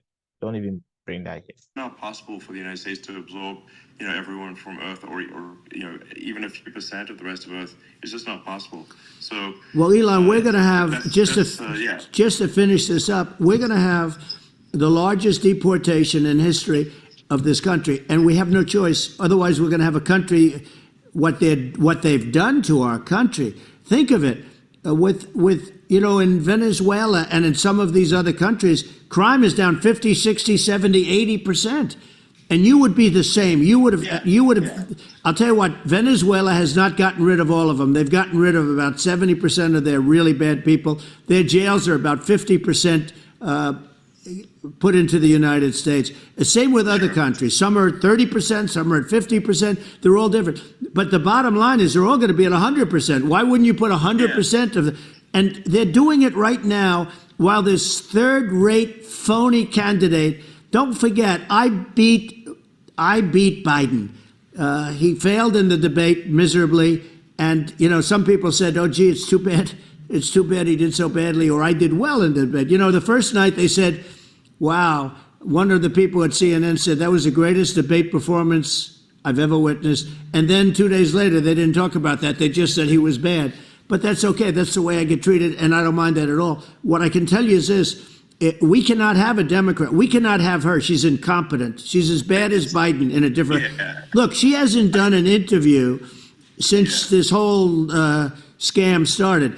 And say what you want. This was a coup. This was a coup of a president of the United States. He didn't want to leave, and they said, we can do it the nice way, or we can do it the hard way. Yeah, they just took him out back behind the shed and basically shot him. What they did with this guy, and I'm no fan of his, and he was a horrible president, the worst president in history. And one of the reasons he was so bad, first of all, the Israeli attack would have never happened. Russia would never have attacked Ukraine, and we'd have no inflation. And we wouldn't have had the Afghanistan mess, if you think of it. And we wouldn't have had Afghanistan. But think of it. You take a few of those events away, and we have a different world.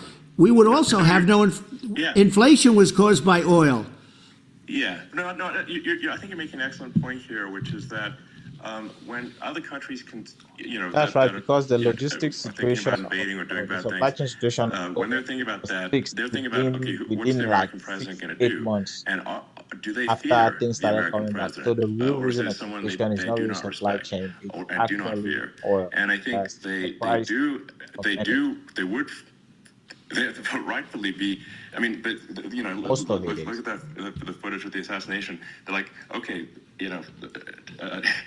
President Trump is like, don't mess with me.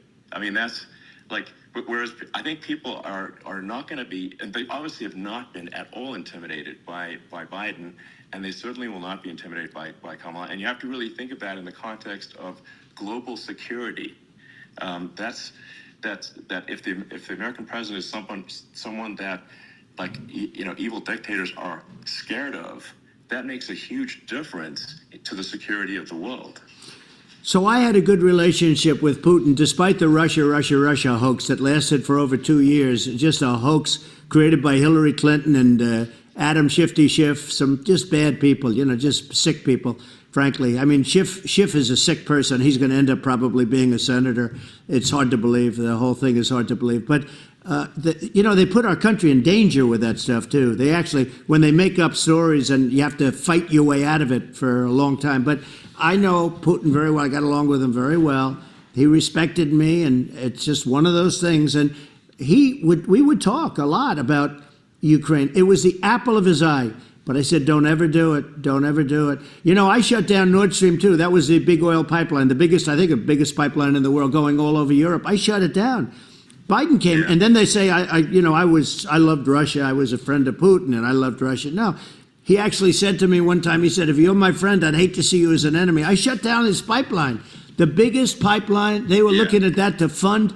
And this pathetic president gets in there.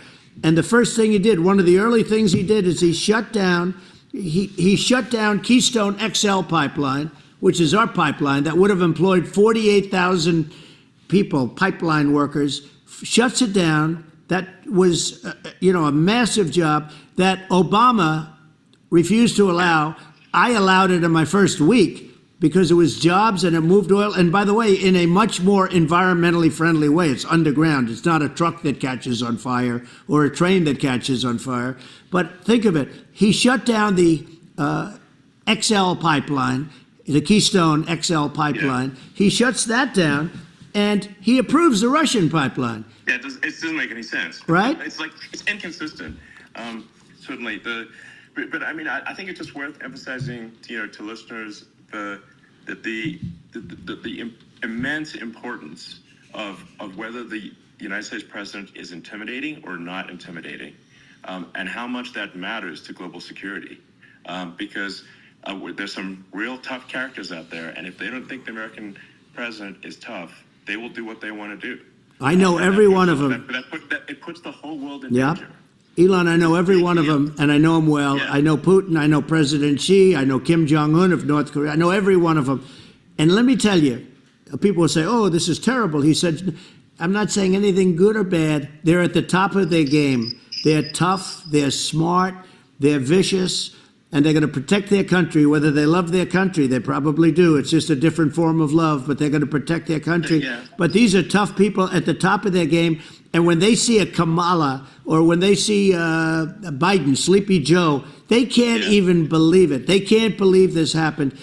All the stuff that you're seeing now, all the horror that you look at Israel, they're all waiting for an attack from Iran. Iran would not be attacking, believe me.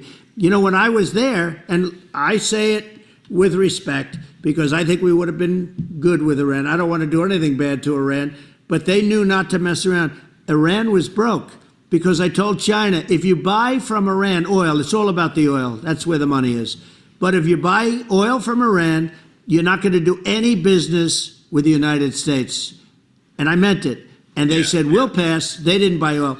Other countries, likewise. You want to buy, you're not doing business with the United States. And they were at a point where they had no money for Hamas. They had no money for Hezbollah. They had no money for any of these instruments of terror.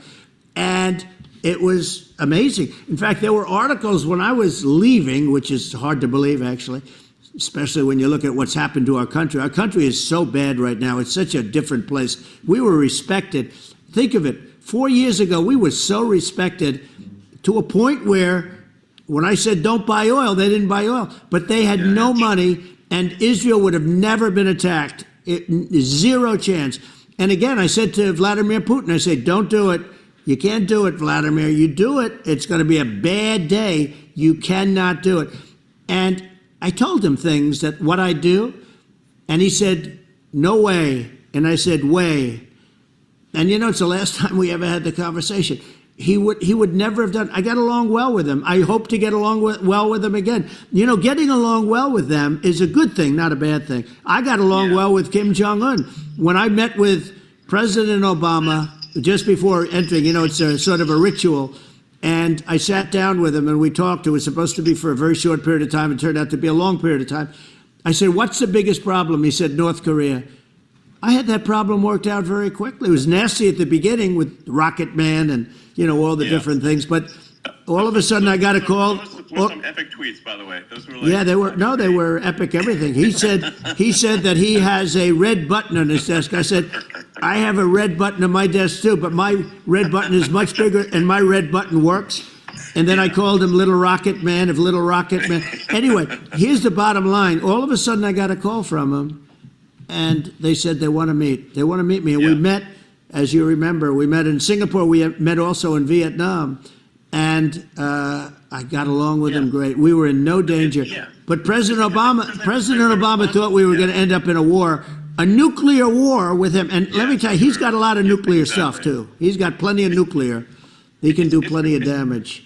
Yes, so. I mean, it's because people like Kim Jong-un, they respond to strength, not weakness. Well, and he and I had a good relationship. Remember I met him and we walked onto his land. Nobody ever walked onto his land before. I wouldn't say, let's bring up Secret Service again. I wouldn't say they were thrilled when I did that. I walked onto his land and it was an amazing period. But we were not in danger with him because of me. You know, I always say that we have enemies on the outside and we have enemies on the inside. We have some really bad people in our government and people that are, and controlling of the people. I mean, I'd mention names, but I really don't want to give them the credit. But we have some really bad, and I say they're more dangerous than Russia and China. If you have a smart president, a president that gets it, we are not in danger from those countries because they need us and they need our help. I mean, we forced Obama, if you think about it, Obama and Biden, and Bush to a certain extent, in all fairness, forced Russia and China together. And if you're a history student, the first thing you learn is you cannot let Russia and China align. But then they also got, if you take a look, Iran, and they have North Korea. That's, you know, they call it the axis of evil. In the old days, you had the axis of evil. Here we have a modern day axis of evil. These are powerful countries, very heavy nuclear, which is the biggest threat. You know, the biggest threat is not global warming, where the ocean's going to rise 1/8 of an inch over the next 400 years. And you'll have more oceanfront property, right? The biggest threat is not that. The biggest threat is nuclear warming, because we have 5 countries now that have significant nuclear power, and we have to not allow anything to happen with stupid people like Biden. Nuclear warming. The number one threat to the world right now is nuclear warming. It sounds like he's just saying catchy phrases, but if you really sit and think about it, you realize that everything being equal, outside of a meteorite hitting the Earth this year, between a meteorite hitting the Earth right now and the nuclear warhead going off right now, which one has the higher probability of happening? And why? I say the nuclear going off has a higher probability because we'll have a situation with Ukraine and Russia, and Russia gets frustrated. It's reasonable to think that Putin might set one off in Ukraine. Tactical nuclear, drop it off in Ukraine, and boom, and end it, you know?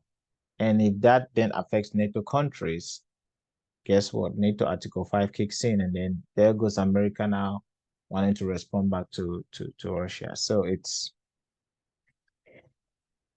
a hot mess, but I just gotta tell you, it's the highest risk we face. You know, Biden did something with Russia. There was no chance of him ever going in. And when I left, and then after I left, they started forming big armies on the border with Ukraine, right?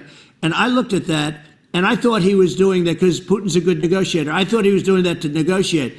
But then Biden started saying such stupid things. For instance, he said that it can be a NATO country. Now, Russia, for as long as there's been NATO, has said we're never going to agree to that. And we go right up front and say that. And we did things and said things through this president with a low IQ, very low IQ. He had a low IQ 30 years ago, by the way, but now he might not even have a IQ at all. There's nothing on the board that goes this low. He said things that were so stupid that war had zero chance of happening if I were there. Zero chance. He was saying everything the opposite. Everything. On this, I agree 100%. He basically Biden and that's the thing. I don't think that he was an accident. I don't think that Biden did it because he really was just in the mindset of an American trying to protect the democracy. I know that's what you're being sold, but that's not the case.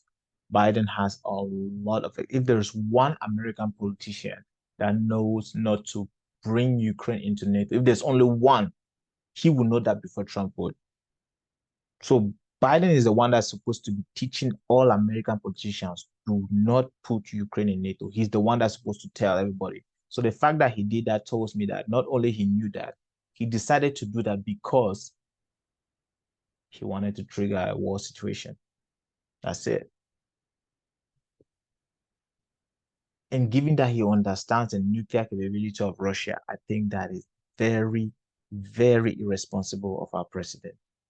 With everything that he knows, it's very irresponsible for you to go and be playing with fire like that. The opposite.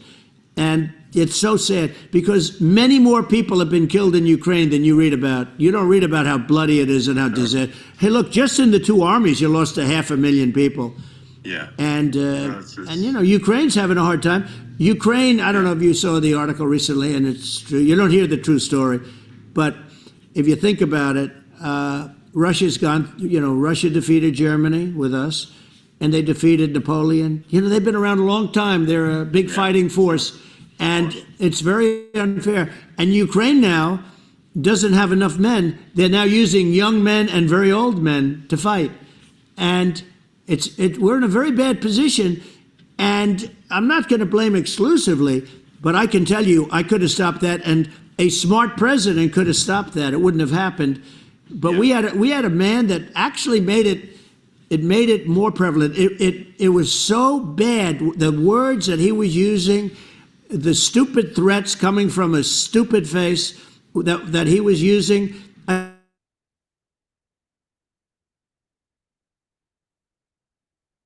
III, the Middle East can lead to. We have numerous places that could end up in a World War III right now for no reason whatsoever. I think you're right.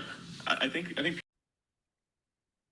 and it's just we're, you know, when looking at the risk of global thermonuclear warfare, it's game over for humanity, and you know it's something that people have, I think, after the end of the Cold War, people have become complacent about, but they actually have forgotten that there are currently a lot of nuclear missiles that have targeting parameters for the United States from other countries. 100%.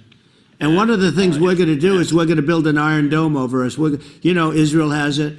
We're going to have the best Iron Dome in the world. We need it, and we're going to make it all in the United States. But we're going to have protection, because it just takes one maniac to start something. We're going to have protection, and we're going to have. Why shouldn't we have an Iron Dome? Israel has one. Some other places have one that nobody even knows about, frankly. But Israel has it. We're going to have an Iron Dome. But, with all of that being said, to me, that's so important, the most important.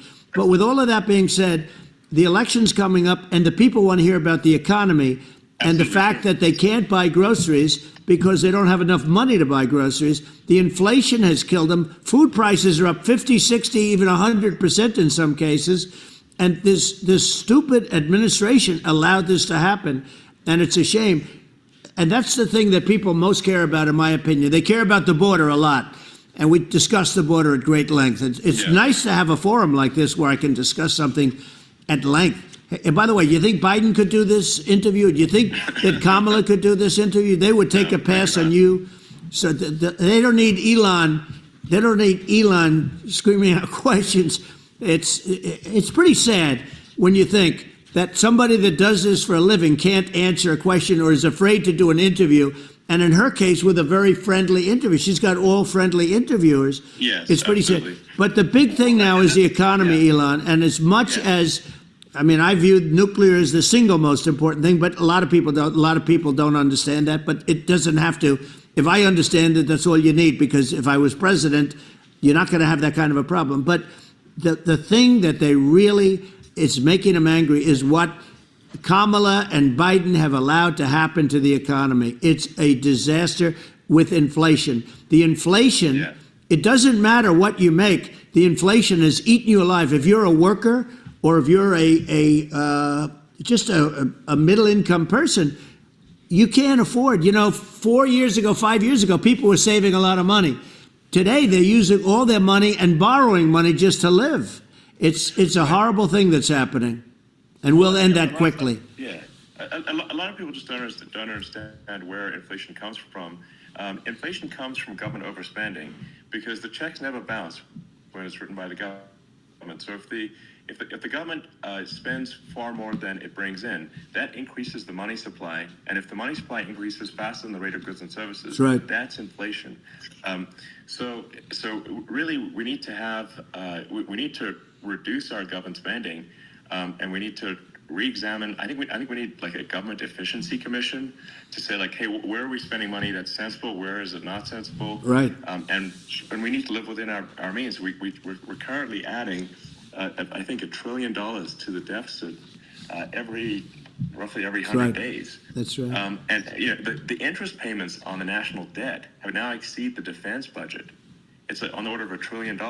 It's And interest. it keeps growing. Yeah, I rebuilt our military, largely rebuilt our military, did a great job on it, which was so important. You know, we had jets, we had fighters that were, and bombers that were 70 years old. And we did a great job in that. Then we, by the way, then we gave 85 billion of it back to Afghanistan, if you can believe it. We gave them 85 billion. You know, they're one of the largest sellers of military equipment in the world. They're selling what we gave them. That was one of the most embarrassing days in the history of our country. But if you think about, let's go back to the economy. We have to bring energy prices down. Energy started it. The price of gasoline. Now your cars don't require too much gasoline, so you know you have a good, and you do make a great product. I have to say, I have to be honest with you. That doesn't mean everybody should have an electric car, but these are minor details. But your product is incredible. But the gasoline, Elon, is the cost of energy. Not only gasoline, it's the cost of heating your house and cooling your house. That has to come down.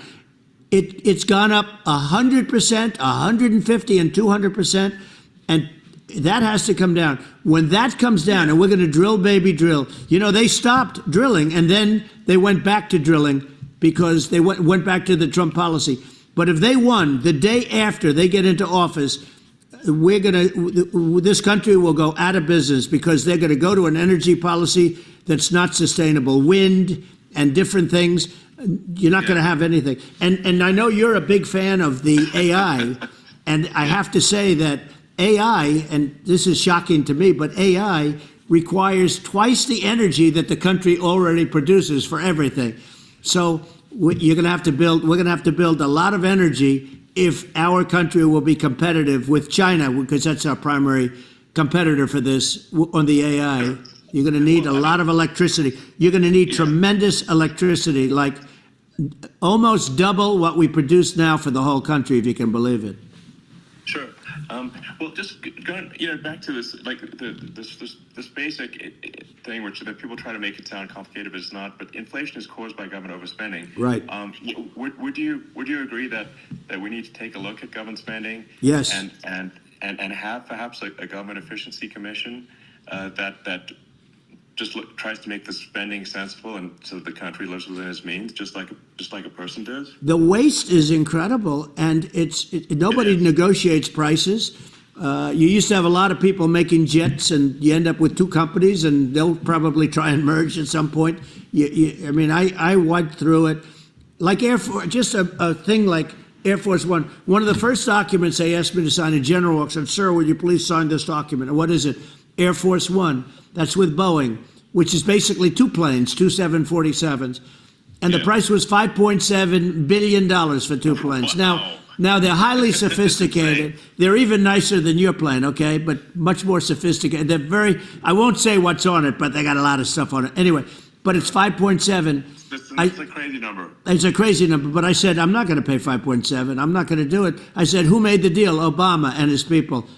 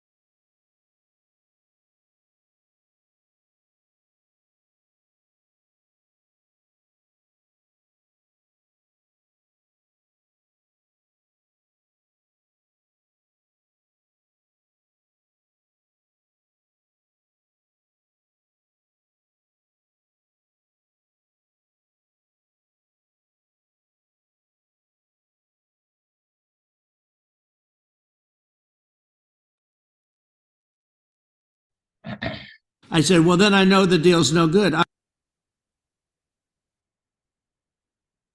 Let me turn it down. So I'm not going to do it.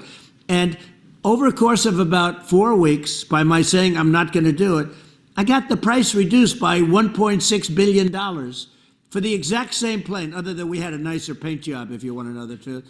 But for the exact same plane, I saved one. And I said to Boeing, man, you guys must make a lot of money if you can reduce the price by that.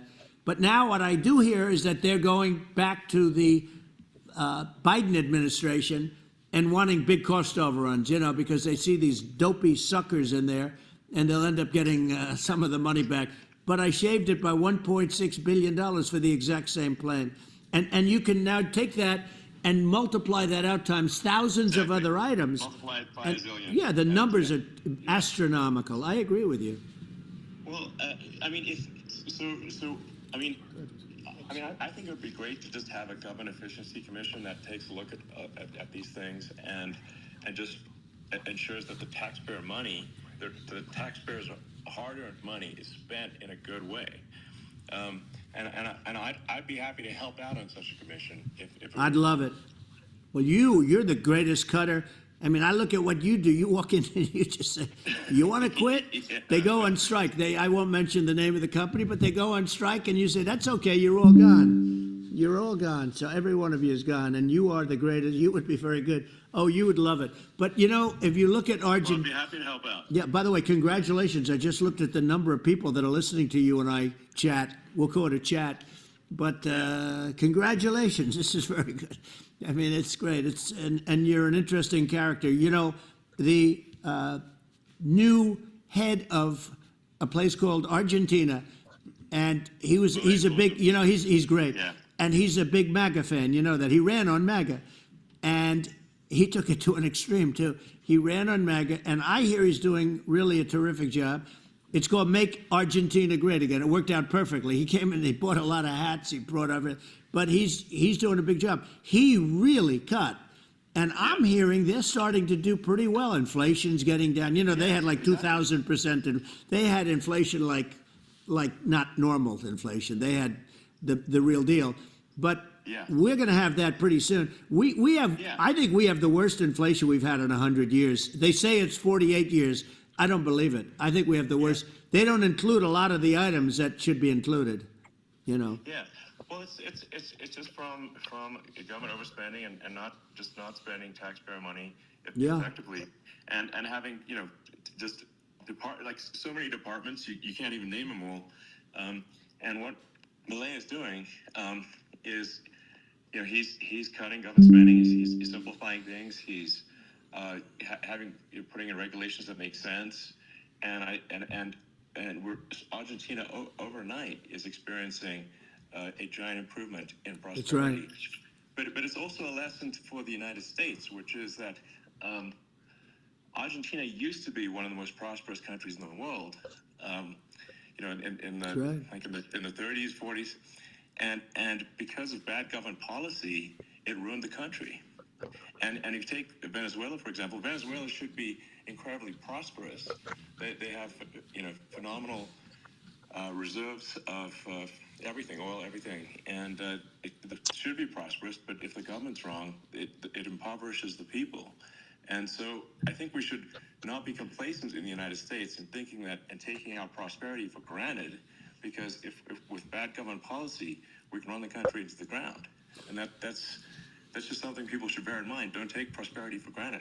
Well, think of education. So we're ranked at the bottom of every list of the top 40. We're ranked number 40, number 38. Norway, Switzerland, Sweden, different countries are ranked good. Actually, China's pretty close to the top. They're a top 6 or 7. But we're ranked at the bottom, almost at the bottom, 38, 39, 40. In other words, horrible. And yet we spend more per pupil than any other country in the world. So we spend more. And what I'm going to do, one of the first acts, and this is where I need an Elon Musk. I need somebody that has a lot of strength and courage and smarts. I want to close up Department of Education, move education back to the states, where states like Iowa, where states like Idaho, not every state will do great. because states that basically aren't doing good now, you look at Gavin Newsom, the governor of California, he's terrible. He does a terrible job. So he's not going to do great with education. But of the 50, I would bet that 35 would do great. And 15 of them, or 20 of them will be as good as Norway. Norway is considered great. You can name them. I mean, they're so good. Yeah. Some of these countries are so good. But if you go into some of these really well-run states, we have states that don't know what debt is. We have states that have low taxes, no debt, everybody working. They're really well-run. Sure. And maybe they have certain advantages in terms of location, in terms of, the land or the sun and the water and the whole thing. There are a lot of advantages that some people have. But if you moved education back to the 50, you'll have some that won't do well, but they'll actually be forced to do better because it'll be a pretty bad This is what he's situation. about to talk about. But right if here. you think about it, you'll have some of these states. I'll bet you'd have 30, 35 states. It'll be much better. And you know what it'll cost? Less than half what it is in Washington. And these people don't care about the students in these, faraway states. And it'd be unbelievable. I think you're making a good point in that if the states have to if each state has to compete against other states, then people will naturally That's right. move to states where it's better. Well, like California, as we said, it's a badly run state. I could go through. I got so many friends that are in those states, even if they're Democrats. I hate to mention certain states, but Illinois is badly run with Pritzker. He's a real loser. Yeah. But some of these places are just badly run. But it's almost going to force them to run better, and they won't do a good initially. But you're not going to do worse than you're doing right now. And I would say that you would cut your cost by 50 or 60%. And you'd have a little monitor. You want to make sure they're teaching English, as an example. Give us a little English, right? Sure, yeah. No, right? I mean, to what? I mean, some of these governors are doing so badly. I mean, they got so many people moving out of their state. They should get U-Haul Salesman of the Year award because they're driving so much U-Haul sales. It's actually amazing. Moving out, Isn't it amazing to you as a businessman that they can even survive? Like Illinois. So many people are leaving, and you wonder, how do they survive? I mean, how do they survive? I saw where you left California, and you moved to Texas. Texas does a great job. But, I just wonder, how do these states survive when big businesses, a big oil company just left California, as you know, and they moved to Texas. How do these big states survive when they lose so many businesses? And their taxes are already really high. The taxes are among the highest taxes. You almost wonder, how do they continue on? And in many cases, the governors don't do a good job, and they're crime-ridden places. You wonder, how do they continue to just go on? It's not a good situation. I mean, I think the only thing that's going to force some of these states to change is if they risk bankruptcy and they're not getting bailed out by the federal government. Right. Well, that's you're going to have that. You remember the area in California where they had that, where I guess somebody had sticky fingers and they stole a lot of money, and they went into a form of chapter, and it was very nasty for a period of time. But now it's probably the most popular place in all of California. So at some point, something like that may have to happen. But the problem is, you can't penalize people that loan money to the state when you have incompetent people like a Pritzker. Look, the family didn't want him in the family business, and then he ends up being governor of Illinois. So what is he going to be? Is he going to be a great governor?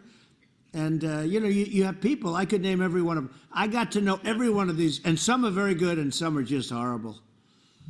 Well, I think that the larger point here too, as you're saying, like a lot of people are concerned about the economy, a lot of people are concerned about inflation, and inflation is effectively a tax on people that save money and for people that are working day to day. It's just a form of taxation, and if we can solve the government spending problem, we'll solve the inflation problem, which means people will have a better standard of living, and that's a really big deal. Well, the people that got hurt worst are the people that did it the way they were taught to do it all through, their younger life and their young life and their whole life. The people that saved money and then they got no interest on their money, and inflation destroyed them. And frankly, they were almost better off if they didn't do anything like that. I mean, those people have been absolutely decimated, Oh, yeah. and we're going to bring those people back and help those people. We've got to get the prices down. You know, when I look at bacon costing 4 or 5 times more than it did a few years ago, when you look at some I of don't the even food eat bacon products like that, in but grocery stores, people go, they can't believe it. They used to be able to buy a whole cart, and today, you know, a lot of people just don't have the money. They go in and they can't buy anything. They look at it's sticker shock. They call it sticker shock, right? I think it really just comes, like I said, I think it just comes down to really, I guess, two things, which is that if you solve government overspending, you solve inflation, which improves living standards of the average person, and then if you deregulate, like have sensible regulations, so because a lot of the regulations are nonsensical and cause the cost to be extreme for no reason, but unless you've got effective deregulation, like Reagan did a great job on deregulation in the 80s, but it's been 40 years since we had anyone really. I mean, during your administration, we made some progress, but I think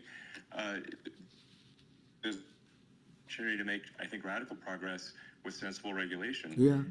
And well, Elon, it was those two things. Yeah. Yeah, we set a record. We did more deregulation and more restrictions on all of the different businesses than any other president. Remember, I had the rule for everyone we put in, you have to get rid of 10 or 12. And we did radical cuts on all of that. And a lot of that's being put back by this administration. And we did radical cuts on things that weren't necessary. But we were all set. You know, we had the best economy ever maybe in the world. And then what happened is COVID came in, and we had to focus on that, and nobody knew what it was. And I always say I got good marks on economy, good marks on military. We knocked out ISIS. We did so many different things. We rebuilt.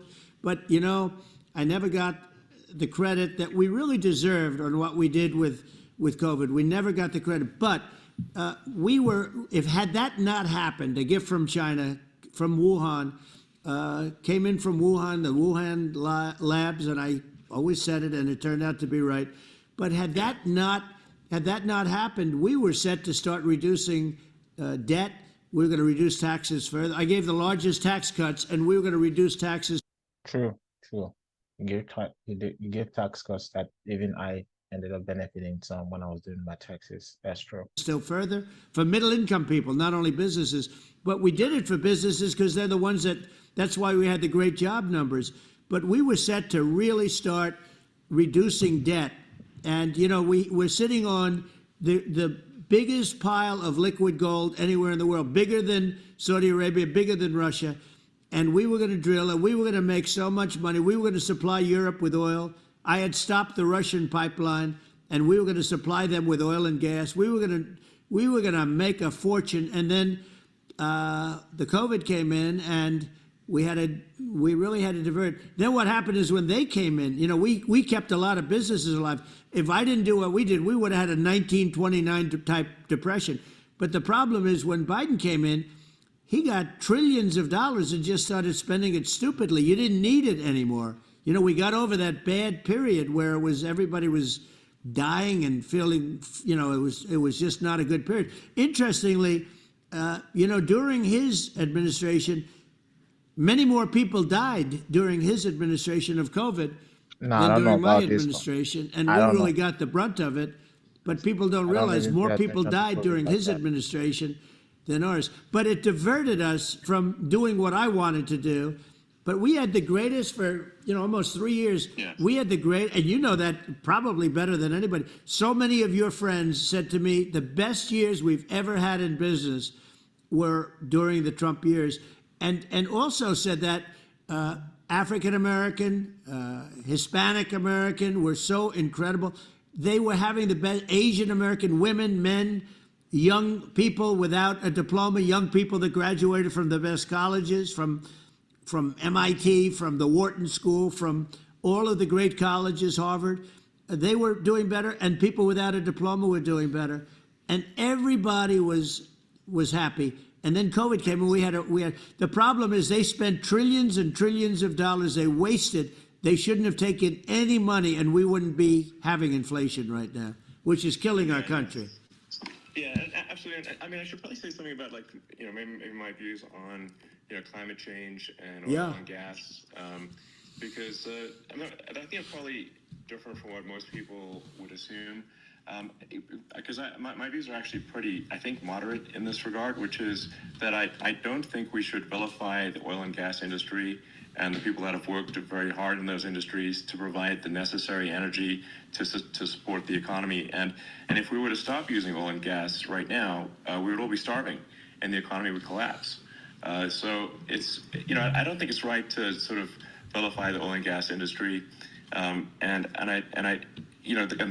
world has a certain demand for oil and gas, and it's probably better if the United States provides that than some other countries. True. And it would help with prosperity in the U.S. And at the same time, obviously, my view is like we do over time want to move to a sustainable energy economy, because eventually you do run out of. I mean, you run out of oil and gas. It's not there. It's not infinite. And there is some risk. I think the risk is not as high as a lot of people say it is with respect to global warming. But I think if you just keep increasing the parts per million in the atmosphere long enough, eventually it actually simply gets uncomfortable to breathe. People don't realize this. If you go past 1,000 parts per million of CO2, you start getting headaches and nausea. And so we're now in the sort of 400 range. We're adding, I think, about roughly 2 parts per million per year. So I mean, it still gives us. So what it means is like we still have quite a bit of time, but so there's not like we don't need to rush and we don't need to stop farmers from farming or prevent people from having steaks or basic stuff like that. Right. Like leave the farmers alone. I agree. How crazy is that, where you have farmers that are not allowed to farm anymore and have to get rid of their cattle, and the whole world is a little crazy, but it's largely taken its lead from us. I do say, though, I've heard in terms of the fossil fuel, because even to create your electric car and create the electricity needed for the electric car, fossil fuel is what really creates that at the generating plants. And, so you sort of can't get away from it at this moment. I mean, someday you might be able to. But I do hear we have anywhere from 100 to 500 years left. Much of it hasn't even been found yet. But there are tremendous, like Anwar. I got Anwar in Alaska approved. Ronald Reagan couldn't do it. Nobody could do it. Everybody tried. Nobody could do it. I got it approved. The first thing that Biden did was unimprove it, to get rid of it. He ended it. His secretary went in and she ended it. And what a disgrace. That's Anwar. That's bigger, or they think it could be bigger than Saudi Arabia in Alaska. Could be bigger than Saudi Arabia. But they went in and they terminated it. And I'll get it going very quickly, because not only is it big for Alaska, I mean, you talk about economic development, that for the United States, I mean, that is, they say bigger than Saudi Arabia or the same size, and pure, really good stuff. And, they end it. So I think we have, perhaps hundreds of years left. Nobody really knows. But during that time, something will come around that will be very good. Yeah. Well, I mean, my estimate would be, a little more aggressive than that. But it's not the sort of like we're all going to die in 5 years stuff. That's obviously BS. But I mean, my view is like if you just look at sort of the parts per million that increments every year, you get sort of 2 or 3 parts per million every year of CO2. I mean, I think some of that it's problematic if it accelerates. If you start going from 2 or 3 to say 5, and then there may be some situations where you get just a step change increase in the CO2. Mm-hmm. And I think we don't want to get too close to 1,000 ppm, because like that's actually makes it uncomfortable to breathe. Like just existing in 1,000 ppm CO2 is uncomfortable. That's like that's considered like an industrial hazard. Right.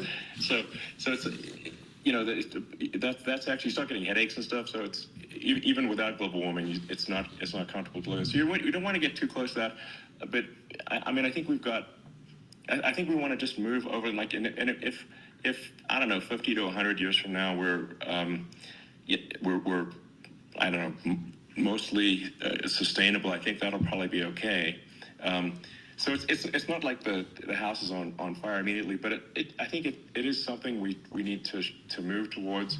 And on on balance, it's probably better to move there faster than slower. But like I said, without vilifying the oil and gas industry, and without causing hardship in the short term, I think this can be done.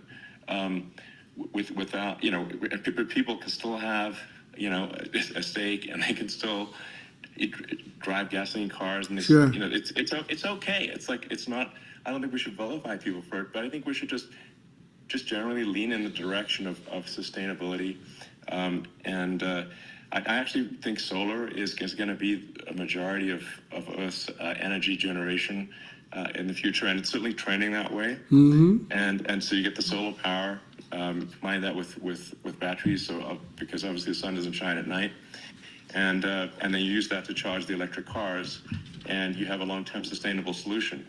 And that's what Tesla's trying to move things towards, and I think we've made a lot of progress in that regard. But when you look at our cars, we don't believe that environmentalism, that caring about the environment should mean that you have to suffer. So we make sure that our cars are beautiful, that they drive well, that they're fast, they're sexy. I mean, they're cool. In fact, literally, I mean, this sexy joke, Model S, Model 3, Model X, and Y spells out sexy. It's probably the most expensive joke out there. Right. But I don't know, I like cheesy humor, So, but I'm a big fan of, like, let's have an inspiring future, and let's work towards a better future, and we do so without demonizing people. Right. I'm okay.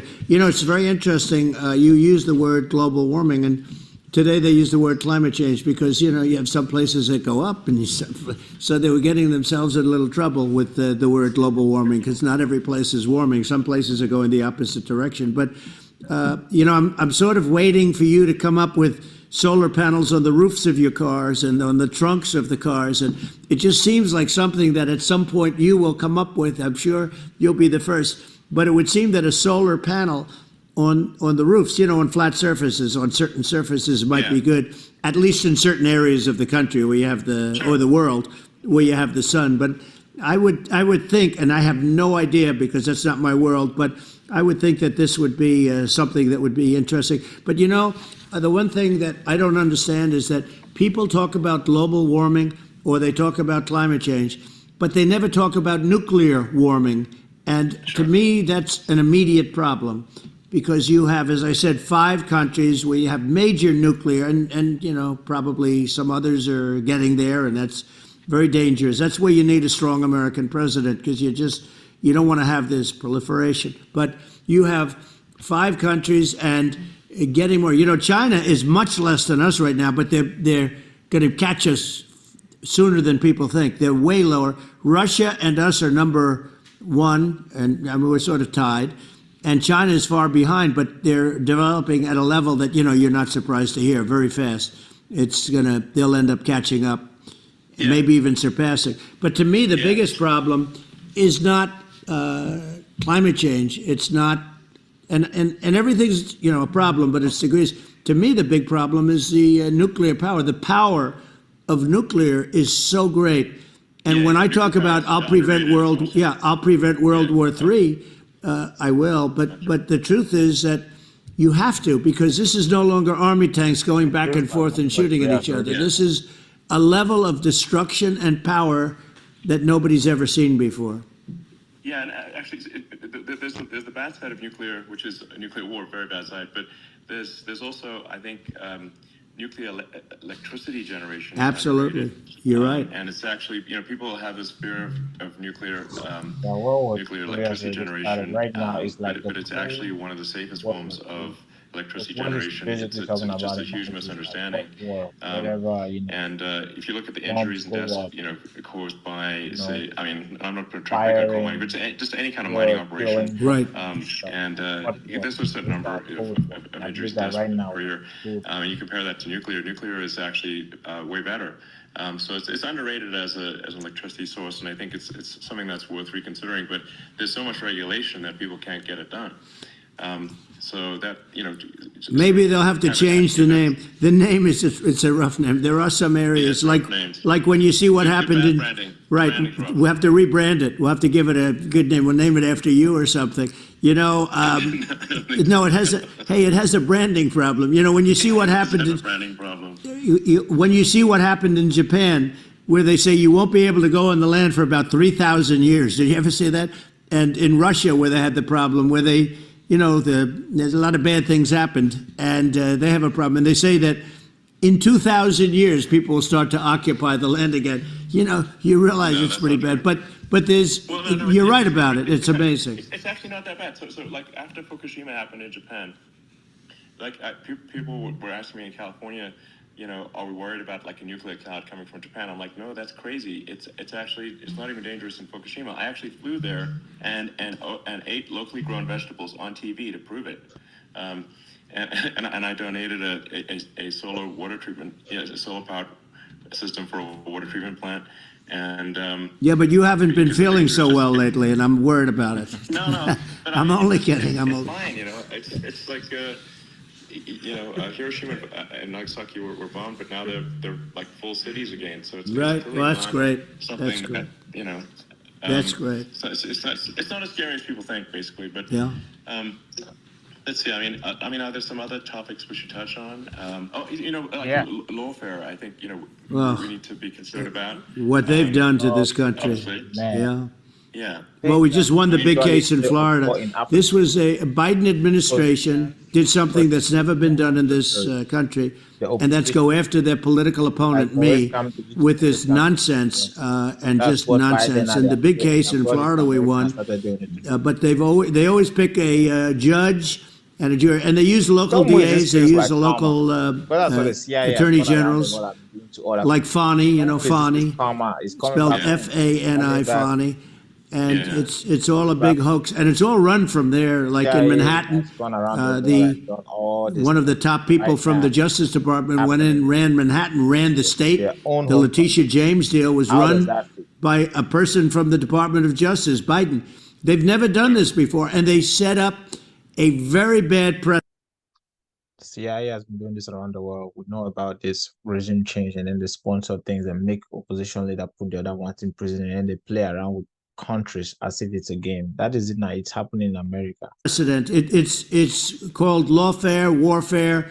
It's a terrible thing, and never happened in our country. It does happen in banana republics and third world countries, True. but it's Yeah. never happened. Absolutely, And it happened in my the country. incredible thing is it actually drove my numbers up because people see, fortunately I have a platform like you, or, in all fairness, Yeah. like a conversation It like drove- this, it made where I popular- can talk about it and people understand. more I mean, popular. you fight for election integrity and you end up getting indicted all the things that because it you're brought fighting for against election him ended up integrity. making him And when the day slow. comes that you can't fight for election integrity, you don't have a country figure. anymore. So what happens is they went after their political opponent, me. Now Biden's close to vegetable stage, in my opinion. Okay, I looked at him today on the beach and I said, why would anybody allow him? The guy could barely walk. Why would anybody allow him? Yeah. Does he have a political advisor that think this looks good?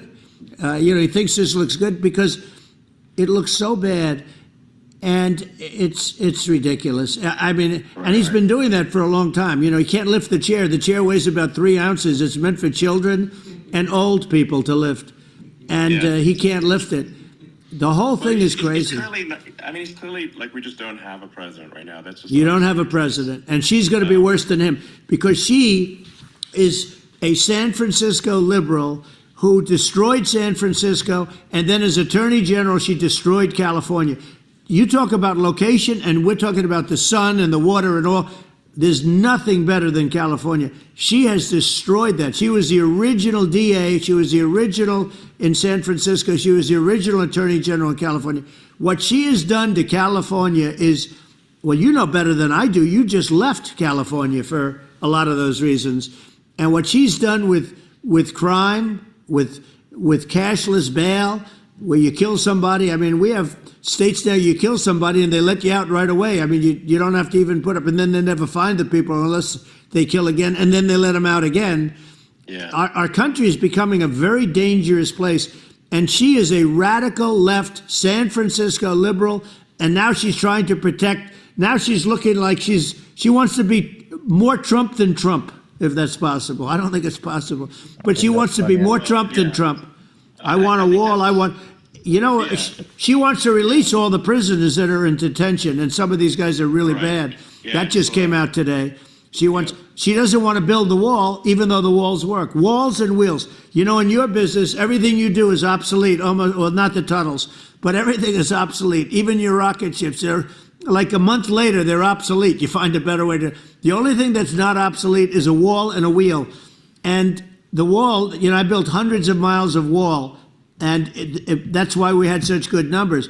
I was going to add 200 miles.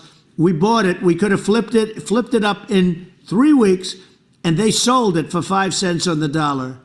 That meant, I said, wow, that means that they actually do want to have open borders. She wants to have open borders, and now she's going like she's tough on the border. It's such a lie. It's simply not true. This is simply not true. No, and everybody knows it's not true. It's a disgrace that she can say it. No, I mean, obviously, what's happening sort of overnight is they're rewriting history and making Kamala sound like a moderate when in fact she is far left, like far left. Worse than Bernie Sanders. She is considered more liberal by far than Bernie Sanders. She's a radical left lunatic, and if she's going to be our president, very quickly you're not going to have a country anymore. And she'll go back to all of the things that she believes in. She believes in defunding the police. She believes in no fracking, zero. Now all of a sudden she's saying, no, I really want to see fracking. If they got in, the day she got in, she'll end fracking. And by the way, if people didn't think that, the lunatics that really believe in that, they won't vote for her. You know, like the Palestinians and Israel. She is so anti-Israel, and she's bad for both. Biden actually did something that was impossible. Both sides hate him. You know, both sides. Yeah. That was a hard thing to do. Unification. Yeah, no. I mean, Netanyahu came to give a talk to a joint Senate and House sitting, and I was there, and Kamala stood him up. You know, what does that say? I think it's highly disrespectful. And I say, if you're a Jewish person or if you believe in Israel, if you're a person that, you know, is very pro-Israel, if you vote for her, it's worse than Biden. And Biden was bad. But if you vote for her, you ought to have your head examined. And you see tonight, I mean, as we're doing this, I'm seeing reports. This is one of the few things that he said that the news media was keen enough to capture. And then they used this soundbite as a representation of this whole conversation. Up until this point, what has this man said that you consider, okay, he did say that the crime situation that has gone up crazy in the United States was all immigrants. I think that's stupid. That's bullshit. I called it out.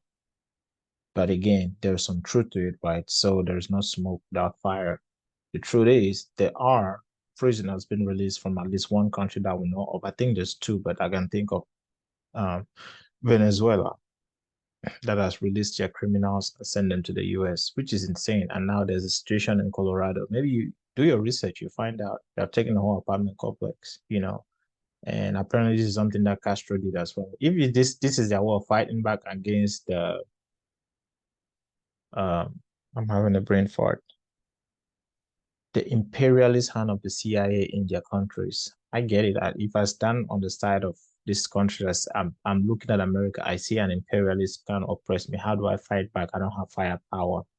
I use other tactics, and this could be one of them. Yeah, so I just think that doesn't make any sense. And when he says that he needs to have that head examined, it's pejorative, right? But again, when you put it in context, you kind of see what he's saying. People say that all the time, like, are you, like, for example, when I say, are you mad? I'm not saying that you're mad. I'm not even suggesting you're mad. It's the way of pushing you to question the rationale behind your thought process. You know, so when you put things in context, they make a bit more sense. Like even his claims, if you put it in context, well, there is prisoners that has been released. And it's safe to assume that given that CIA has had hands in so many countries, troubling them and regime change, if those countries all decide to fight back using the same tactic, then it stands to reason, that there's a whole bunch of countries releasing their prisoners to send them to the US. That's not a racist thing to say. That's like kind of like a logical conclusion. But to go from there now and say all immigrants are criminals is just ridiculous. Or to even say that all the crimes in the US now committed by immigrants is obviously ridiculous. And I'm not even saying that that's what he said, but what he said could be taken in that way, could land wrong. That's all I'm saying. Reports coming that they expect an attack tonight or tomorrow from hundreds and maybe thousands of rockets. Their Iron Dome, as they call it, as we all call it, but their shield that they build, that can be swamped. We'll use a term that's appropriate, swamped. But they swamp it by shooting enough missiles. You know this better than anybody. By shooting enough missiles, they can't defend themselves. They just obliterate the whole place. And that's what some people think they're looking to do. And we have no leadership. There's no respect for the United States of America with these people. And I'm telling you, she'll be worse than him because she's a believer in being radical left, and he wasn't. I think you're right. I mean, it's important for the public that may be listening to this to look at Kamala's track record, before the last month, and say, is that a track record you agree with? And I think if you're an independent moderate, you definitely would not agree. Is that a track record you support? And the answer is probably her behavior has been far left. 99.9% of people we're seeing just an overnight propaganda that are awake. rewrite history. Because if you're still sleeping in the matrix, when she it probably is doesn't not matter. moderate.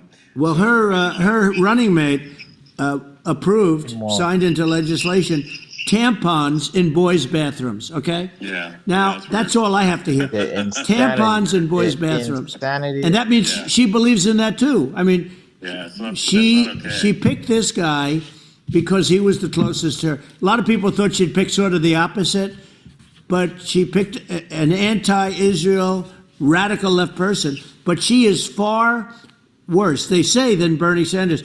If we have her as a president, if we have a Democrat at this moment as a president, I don't think our country can survive. I think it's a massive. I think we're in massive trouble, frankly, with the Kamala administration, and that's my honest opinion. And I think really it's essential that you win for the good of the country for this election, and that's understating my opinion. Now, you may have seen this, but I got a letter from the EU Commission, saying, to not have disinformation on during this discussion that we're having, and there's a lot of attempts to do censorship and to force censorship even on Americans from other countries, and what do you think about that? Well, I know the European Union very well. They take great advantage of the United States in trade, as you know. We, through a different forum, NATO, we protect them. That's one thing. And yet, if you build a car in the United States, you can't sell it in Europe. You just can't sell it. It's impossible. A lot of money. The same thing with our farmers. Our farmers find it very difficult to do business. We have a deficit with them of $250 billion, which people don't know. It sounds so nice, the European Union, but let me tell you, they're not as tough as China, but they're bad. And I let them know it. And that's probably why they notified you. No, they don't treat our country well. We defend them, with Ukraine. So we're in for 250 billion, and they're in for about 71 billion, and they have the same size. If you add up the European nations in terms of an economy, it's about the same size, wouldn't you say, as us? And they're in, and they're in much greater risk. They're right there. We have an ocean separating us from, in this case, the enemy would be Russia. It used to be for the Soviet Union, but let's assume they're close enough. And what happens is they're in for 70-something million. I think even less than that, billion, and we're in for about 250 billion, and it could be a lot higher than that. And I say, why aren't you going to equalize? Why aren't they paying what we're paying? And they're in much more, it's much more important for them because of the fact that, they're right near there. I mean, they're all sort of in that location. We're not. But they should, and I did it with NATO. There were only 7 countries that were paid up in NATO out of 28 at the time. And the United States was subsidizing NATO, tremendously subsidizing NATO. And I said, I went in and I said, you got to pay up. If you don't pay up, we're not going to defend you any longer. I took a lot of heat. But you know what happened? Billions and billions of dollars came flowing in. Real story. Yeah. And I think a lot of the public isn't aware of the fact that the United States pays a disproportionate share of the NATO expenses.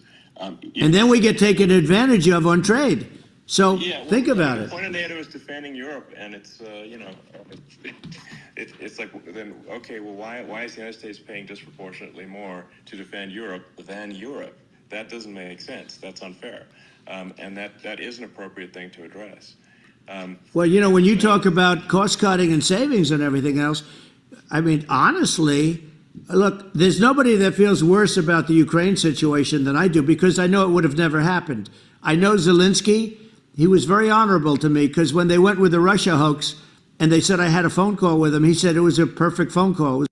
This is why people that speak on this, they call them conspiracy theories. But the reason, I personally believe that the reason that the deep state doesn't like Trump is because he's an outsider and he really believes what he's saying. And this is gonna hurt some people's pockets, because there's a huge cabal out there that make money off of war. And they are so blinded in their drive for making money, they don't realize that they could create a problem that will cause damage beyond repair. What if this their whole war thing go ahead and causes nuclear war? What do we do then? What do we do? What do we do? They have been completely irresponsible. That's why I said this is no accident. Biden is the one, if there's only one American politician that knew not to pull Ukraine into NATO, it would be Biden. And the fact that he did it tells me that, bro, at best, mean that he was in cognitive decline a long time ago. Because if I know that, if I just came here yesterday, Biden has been in politics for 50 years. I'm not yet 50. He's been in, that means if Biden did that, that means that one of two things.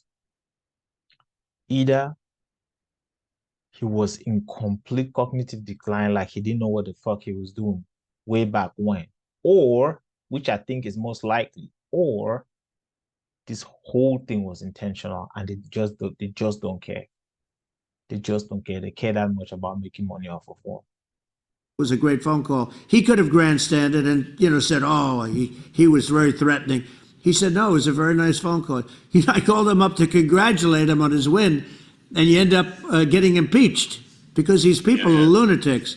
You know, I was talking about the difference from the people within and the enemies on the outside. In many cases, the people from within are more dangerous for our country than the Russias and the Chinas. And this is the part that no American is supposed to say out loud. See how people run around saying that there's terrorists around the world. The CIA people go ahead saying that they're trying to defend democracy, they're trying to defend America.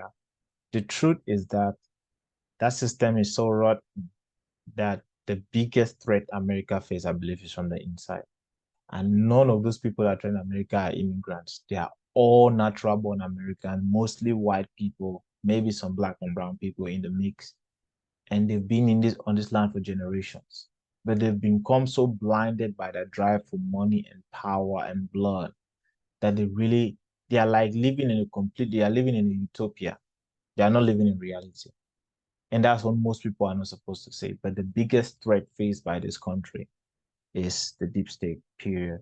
If you have a smart president, you're not going to have a problem with them. You're going to do things. That right. Now, they've taken advantage of us incredibly, but you're going to do things with the right person. People on the inside is actually harder than fighting the outside. It's very easy to fight the people. An advocate of inside free is the speech most because dangerous. during your first term as president, you were attacked relentlessly every day, often very unfairly with false attacks, and you didn't try to shut down the media. You didn't try to inhibit their freedom of speech. Yeah, And I they say think that that he says a wants to lot. become a dictator. Look, Well, the good thing is that said you and I have, on and some people, very who few, he said he wanted. we can get the word out. It's Although sometimes it's so hard because they don't want to print it, oh, it's so like we're exhausting. having a great conversation The right now. Kamala wouldn't have this conversation. She can't because she's No. not smart. She's not a smart person, by the way. She can't have this conversation. And Biden, we don't even have to talk about it. I mean, he couldn't have this conversation. He would have given up. And I'm so tired of listening to people on the right too talking about how they have Christian values, but try to spend all their energy driving for war, talking about they want to go and fight Iran, they want to go and fight war, fight war, fight war. I'm so tired of you guys too. You guys are just two feathers of the same bird, left wing, right wing. Like y'all just crazy. The difference is this guy came who are just what this guy is like. He's part of the leg. We're the leg of the bird. We are the stomach of the bird. We are the bird. And then some of these people are actually like within the left wing mechanism and the right wing mechanism, and they want to control the bird. When in reality, the bird just wants to eat, just wants to sleep, just wants to have shelter. But the wings keeps trying to steer the bird into war, into war. Up in the first half of a question. He would have walked out. He would have said, "Where am I? Where am I going?" So anyway, but no, he wouldn't have this. Not a lot of people would have this conversation, but we cover a lot of territory. But the beauty is that we can have a conversation, and Yeah, so you can actually have a I'm able to get it out without because I get treated This is a unfairly really by the big point. press. You can actually have a conversation with you. Yeah, it's nice, You isn't can't it? have a conversation with Biden or Kamala. It's like not. It's not possible. That's true. So It's this is like talking to an NPC. So it's just no. impossible. Well, but think of it. We need a man or person who's unbelievably sharp in order to stop all the nuclear danger and all the dangers that I'm talking about. And I got along with all these. I got along with Kim Jong-un. We had dinner. We had everything. And he really liked me, and I got along with him really well. By the way, he's the absolute boss over there. A lot of people said, "Oh, do you think he will?" That's for sure. Let me tell you, I saw things that you don't want to know about. He is the boss. But we had a good relationship, and he doesn't like Biden. He considers him a stupid man, he said. He's a stupid man. Well, at least he speaks his mind. But, in this country, you're not sort of allowed to say it, but I guess you are. You should be allowed to say it if it's true. But we need smart people, and we need people that have an ability to lead. And she doesn't have that ability. Can you imagine? Now, Chairman Xi very well. Can you imagine her and him negotiating or No, it's silly. It even would be standing silly. together? It is, the whole concept is ridiculous. She is terrible. She's terrible. But she's getting a free ride. I saw a picture of her on Time Magazine today. She looks like the most beautiful actress ever to live. It was a drawing. And actually, she looked very much like our great First Lady, Melania.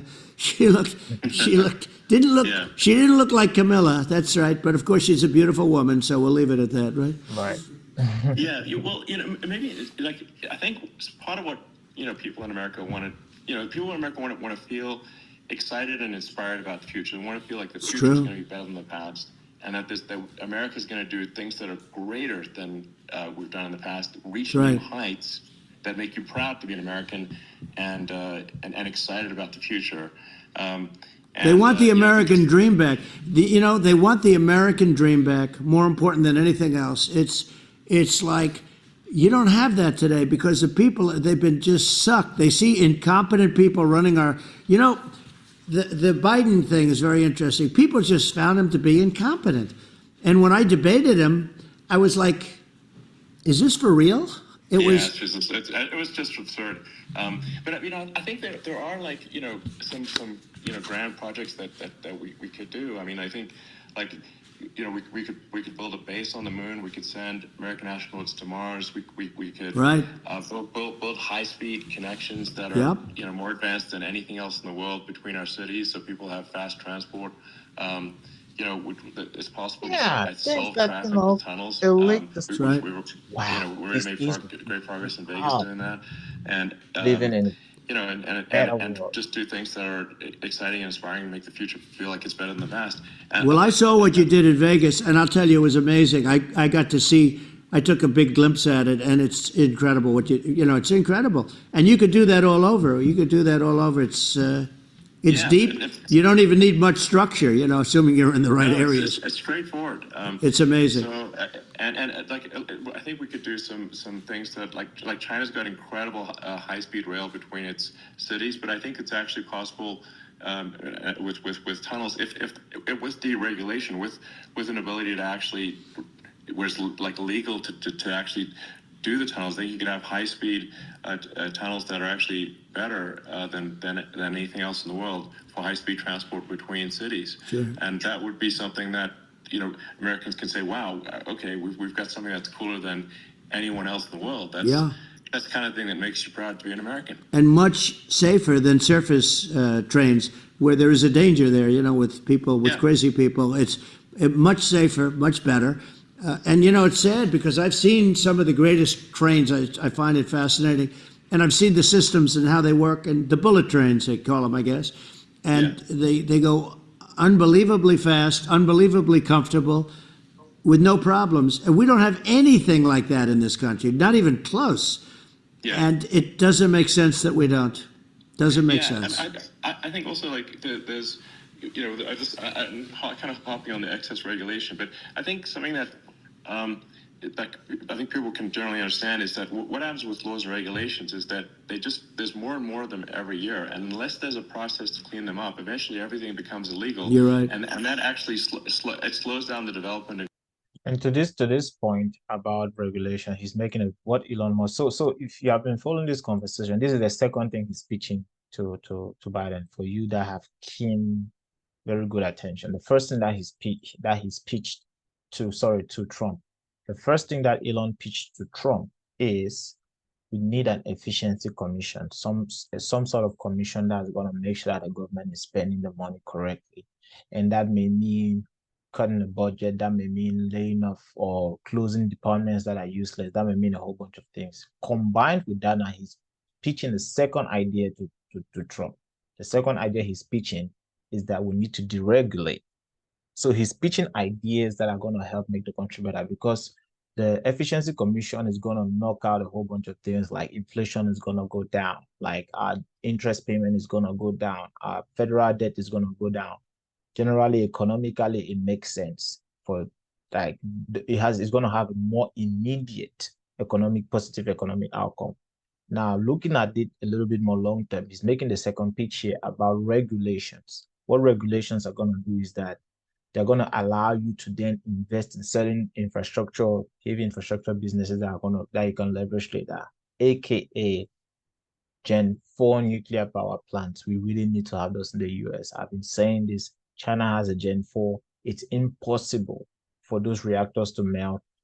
For those reactors to melt and to cause natural disasters like we've had in the past, they will have to break physics. They are basically the most reliable form of energy outside of hydro and solar, quite honestly. They are better than gas, than diesel, than gensets, than diesel-generated electricity.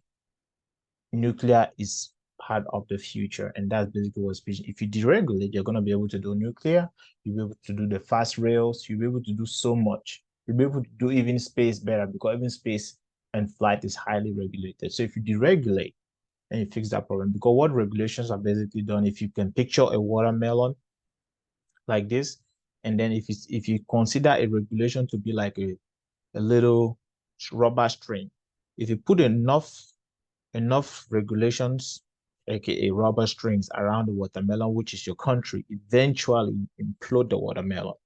So remove regulation, deregulate. Let's remove all those little strings on that watermelon and let that watermelon flourish and let that watermelon be healthy. Because regulations are choking and they are going to implode this country. That's why California is having all the problems they're having now. Too much, everything is illegal in California. This one, you cannot do this, you cannot do that. Any small thing you cannot do. You cannot move your meter, you cannot arrange your porch, you cannot pour a little slab of concrete behind you. Everything is regulated. Makes life impossible. new technologies. I mean, if you take the sort of like, I think there's room for some reform at the FDA for improving the speed with which we approve drugs that could help save lives and improve people's lives. I worked very hard on that. We got that down to the lowest number ever, and we got therapeutics approved in the FDA that people can't even believe the speed. But I took them on. I don't think they like me too much, but I got things approved in the FDA at numbers that they wouldn't believe. And, it's a very bureaucratic group. Actually, it's a fine group of people in many cases. I got to know a lot of them, but I was pushing them really hard for Regeneron, for so many different things that were really pretty amazing. But the FDA takes too long. It's 12 years to get a product approved. I got it down to 4. And I got some things done very quickly, but it's really something that is going to have to be worked on because it takes too long. Just takes too long. It just takes too long, and it's you end up in the same with the approval, but it just it takes years instead of something that I think could potentially take months. And that improves people's lives. I think. I just wanted to sort of hop on this point that there has to be an active process for reducing rules and regulations, because otherwise they just keep building up every year, and you get hardening of the arteries, and eventually everything's illegal or takes forever, and then we just ossify as a society. We can't make any progress, and it's a really big deal. Well, Elon, just getting back to the FDA for 1 second, I got something done called Right to Try.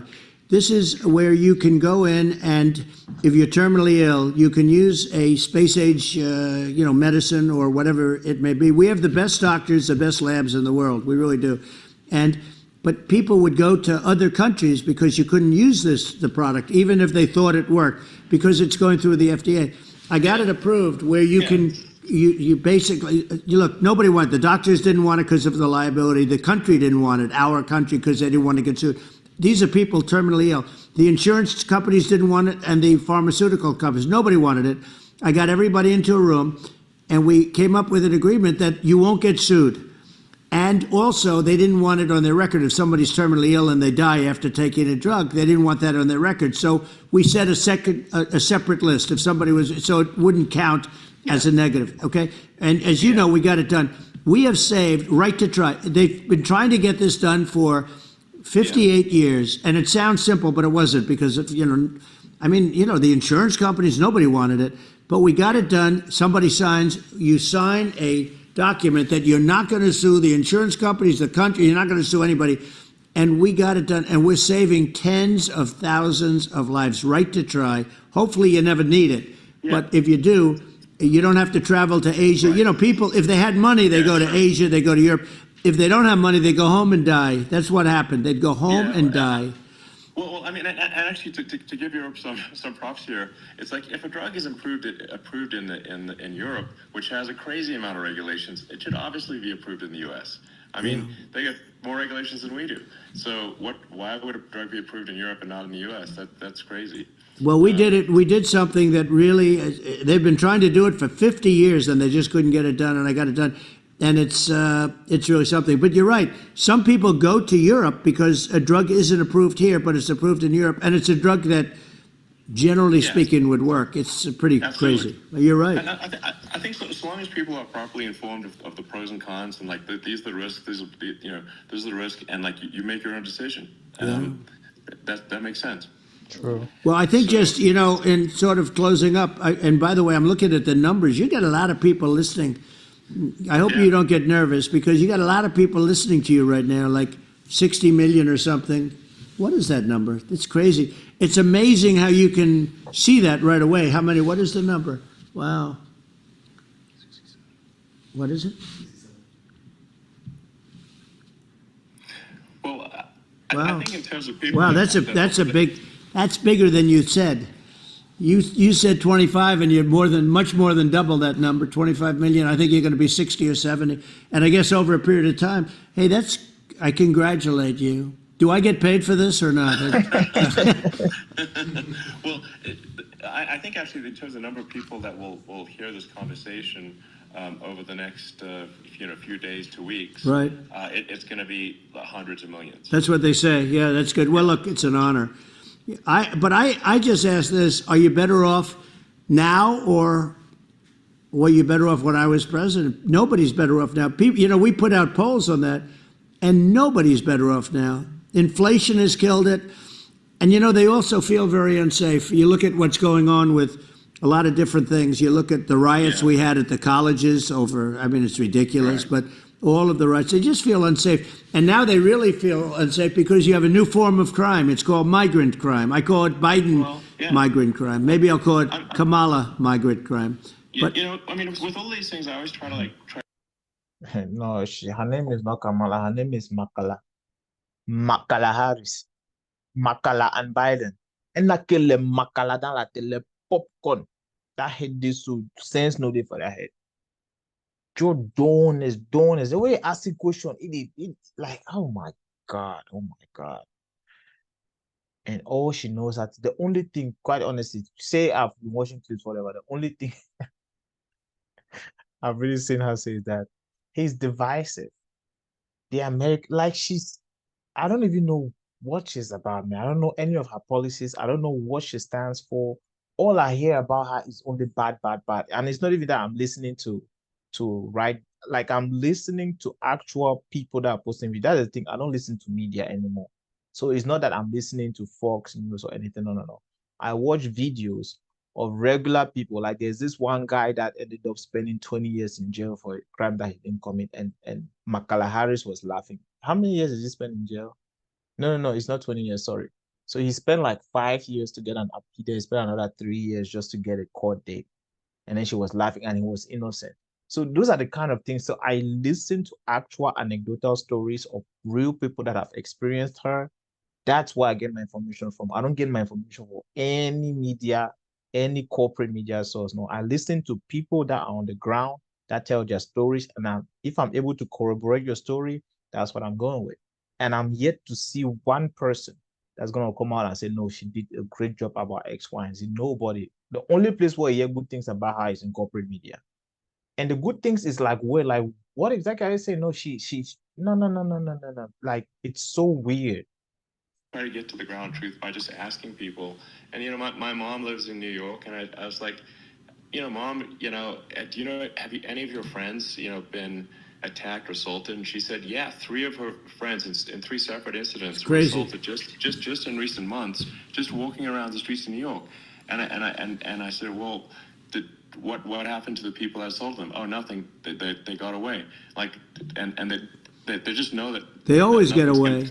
And they don't even bother reporting it because they know that they're not going to, people are not going to get prosecuted. They just let, violent criminals out in New York with the only one that gets prosecuted is Donald Trump. They prosecute Trump. It's just obviously messed up. It's terrible. Criminals are getting off scot-free. Yep. And meanwhile, the New York spending massive resources prosecuting you. And it's like, what? And taking care of illegal immigrants. Like the monde alarm them. Public looks at this and says, what the heck's going on here? This is obviously abuse of the legal system. The legal system is supposed to be protecting the public from violent criminals. And it should be obviously allowing the public to make their own decision about who should be president, as opposed to, some, legal case. Once they start this precedent, because this can go on with the next one. This is a very bad precedent what they're doing in terms of, going after their political opponent. And that's all it is. Most tyrants never, ever, not all tyrants, they will never see themselves as tyrants. In their twisted mind, in their twisted reality, they are always the good guys. They are trying to do the best for the majority. When in fact, in truth, in reality, in base reality truth, they are the problem. And usually tyrants are operating on ideology. They never operate on reality. They always operate on an ideology that it has to be like this. If it's not like this, then it's wrong.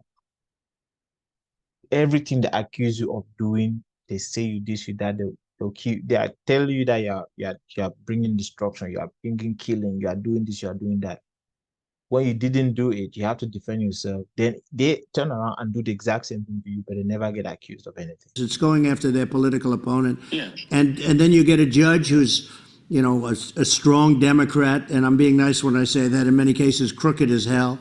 But you get a judge and you go into an area where a Republican gets 3 or 4% of the vote, and, you know, you'll have a jury pool with people that hate Republicans or hate. It could also be the other way, though, because it could start the other way in areas where they hate Democrats. And you get into a Pandora's box. It's a very dangerous thing for this country, and a very dangerous thing even for the state. New York City is losing. New York City and state lose a lot of business over what they did to me, because these people say, we don't want that to happen to us. It's no justice system. You have an unfair system of justice, and it's costing New York State a tremendous amount of money. People are leaving and companies are leaving, and they won't come back. So, you know, all of that stuff is important. But the economy now is the big thing, and we can turn that economy up so fast, and people are going to be back again. We're going to get rid of inflation. A lot of opportunity. Absolutely. Right, absolutely. And I just want to congratulate you. You've done an amazing job. You have definitely got a fertile mind. You know, we can talk. You and I can talk about rockets and thank you. Well, tunnels. We can talk about tunnels and rockets and electric cars. So many things. And now you're into the AI, and that's going to be another beauty, I'll say. So it's an amazing thing you've done, Elon. It's an amazing thing, and I congratulate you. I mean, thank you. And well, I mean, I just say here, you know, here's to an exciting, inspiring future that people can look forward to and be optimistic and excited about what happens next. And that's the kind of future that I think you will bring as president, and that's why I endorse you. Well, I appreciate that. That endorsement meant a lot to me. Not all endorsements mean that much, to be honest. Your endorsement meant a lot. And, you know, we have a phrase, make America great again. It's pretty simple, but it really says that we want to make America great again. And we can do it. We can do it now. But if we were going to suffer another 4 years like we've suffered for the last 4 years, I'm not sure the country can ever come back. That's how bad it is. It's so bad. We have to do a lot of things. Real risk. Yeah, it's a big risk. Yeah. And it's, you know, I'd just like to note to people listening, like, I've not been very political before, and if you look at my record, I've actually been, I'm not like, since they try to paint me as like a far right guy, which is absurd, because I'm like making electric vehicles and, you know, solar and batteries, helping with the environment, and I actually I supported Obama. I stood in line for 6 hours to shake Obama's hand when he was running for president, and you know, so it's not like I'm like some sort of dyed-in-the-wool long-term Republican. I call myself, you know, historically a moderate Democrat, but now I feel like we're really at a critical juncture for the country, and you know, I think a lot of people thought, you know, the Biden administration would be a moderate administration, but it's not, and obviously we were just going to see an even further left administration with Kamala. That's my honest opinion. I mean, her dad is literally. I mean, she was brought up as an actual. Her dad is a Marxist economist. You can Google it. I mean, it's not we're not making this up. You know, that's how she was brought up. So, and we want to have a future that is prosperous, and I think we're just at this critical juncture, and I think this is a case of the America is kind of at a fork in the road, and it's true. And I think it will take the path, like you are the path to prosperity, and I think Kamala is the opposite. Then that's my honest opinion. I'm gonna get attacked like crazy, and you know, I've also experienced quite a bit of lawfare myself, but I'm just trying to tell people my honest opinion, and I haven't been really active in politics before, and I'm just trying to point out that my track record historically has been moderate, if not moderate, slightly left, and so this is to people out there who are in the moderate camp to say, I think you should support Donald Trump for president, and I think it's actually a very important junction in the road, and we're in deep trouble if it goes the other way. Well, I want to thank you, and You know, I actually always did think of you as somewhat left. I must say that. So it's it's even more of an honor to have your endorsement. I know how strong you feel about it. But you know, when you think of her, San Francisco, 15 years ago, I had a great friend, Bob Tish. He said it's the greatest city in America, and now it's almost not livable there. And California likewise. And she was involved in the destruction of San Francisco and the destruction of California. And she will. All of these people that are pushing all these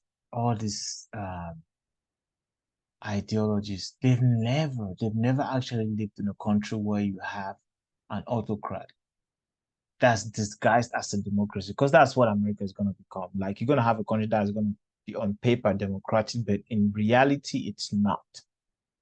I have lived in a country that is not truly democratic. It's not truly democratic because it is on paper. You can write on paper, oh, I'm democratic, but the way you operate the country, you don't operate it like a democracy. And we all live in Africa, Elon included. We all are leaving to come to America because we're going away from that. And here are you guys trying to turn back and go towards that? Are you crazy? Una de mad? Are you mad? This is why I make sense. Are you mad? Do you even know what you're doing? Oh, America, wake up. America, wake up. Oh, Mabu. Be involved in the destruction of our country if people are so unwise as to elect her. And I hope that doesn't happen. And I hope the elections are going to be run honestly. And I hope we're going to turn right. this country around. We're going to do things that, and we worried can do about it fairly it. quickly. And we have to get rid of the criminals that have been, given to us by other countries as they laugh. They laugh at us. They think we're stupid to accept these people. These are radical, stone-cold killers in many cases, and terrorists. And they're in our country by the hundreds of thousands, and we have to take them out. Yeah, I mean, if I could summarize it, perhaps, I think these are issues that I think most people in America would agree with, which is that we want safe and clean cities, we want secure borders, we want sensible government spending, we want to restore both the perception and reality of respect in the judicial system, just stop the lawfare, and I think that's like, and how are those even right-wing positions? I think those are that's just common sense, and that's. I mean, would you agree with that? 100%. I don't understand, the whole, they call it progressive. They don't like the word liberal anymore, but call it liberal or progressive. I don't understand how somebody could say that it's okay for them to empty prisons into our country. And again, I told you, their crime rates all over the world are going way down, which makes sense. In fact, the next time what we'll do is, if something happens with this election, which would be a horror show, we'll meet the next time in Venezuela, because it'll be a far safer place to meet than our country, okay? So we'll go, you and I will go, and we'll have a meeting and dinner in Venezuela, because that's what's happening. Their crime rate's coming down, and our crime rate's going through the roof, and it's so simple. And you haven't seen anything yet, because these people have come into our country, and they're just getting acclimated. And they don't know about being politically correct law enforcement or lack of law enforcement. And our police, I have to just end with this, we have great police, we have great law enforcement, but they're not allowed to do their job. They have to be able to do their job without being destroyed. Absolutely, and it's obviously demoralizing if you're a police officer risking your life to arrest violent criminals who could kill you and do kill you sometimes, and then you arrest the violent criminal, and then the DA doesn't prosecute and they just let the guy out. Well, then why should a police officer risk their life? Yet that same DA is arrest a violent prosecuting felon. innocent. Well, even worse, Elon, even worse, they prosecute the police officer. They go after it, and they prosecute the police officer, and they take away his pension, they take away his job, he loses his family, he loses his house. Well, I thought it was very telling, like incredibly telling, that when there was that case where sort of a gang of thugs beat up police officers. I think it was in Times Square, in New York, and and then nothing happened to those guys. They were let out zero bail, and I think a bunch of them were given free tickets to California.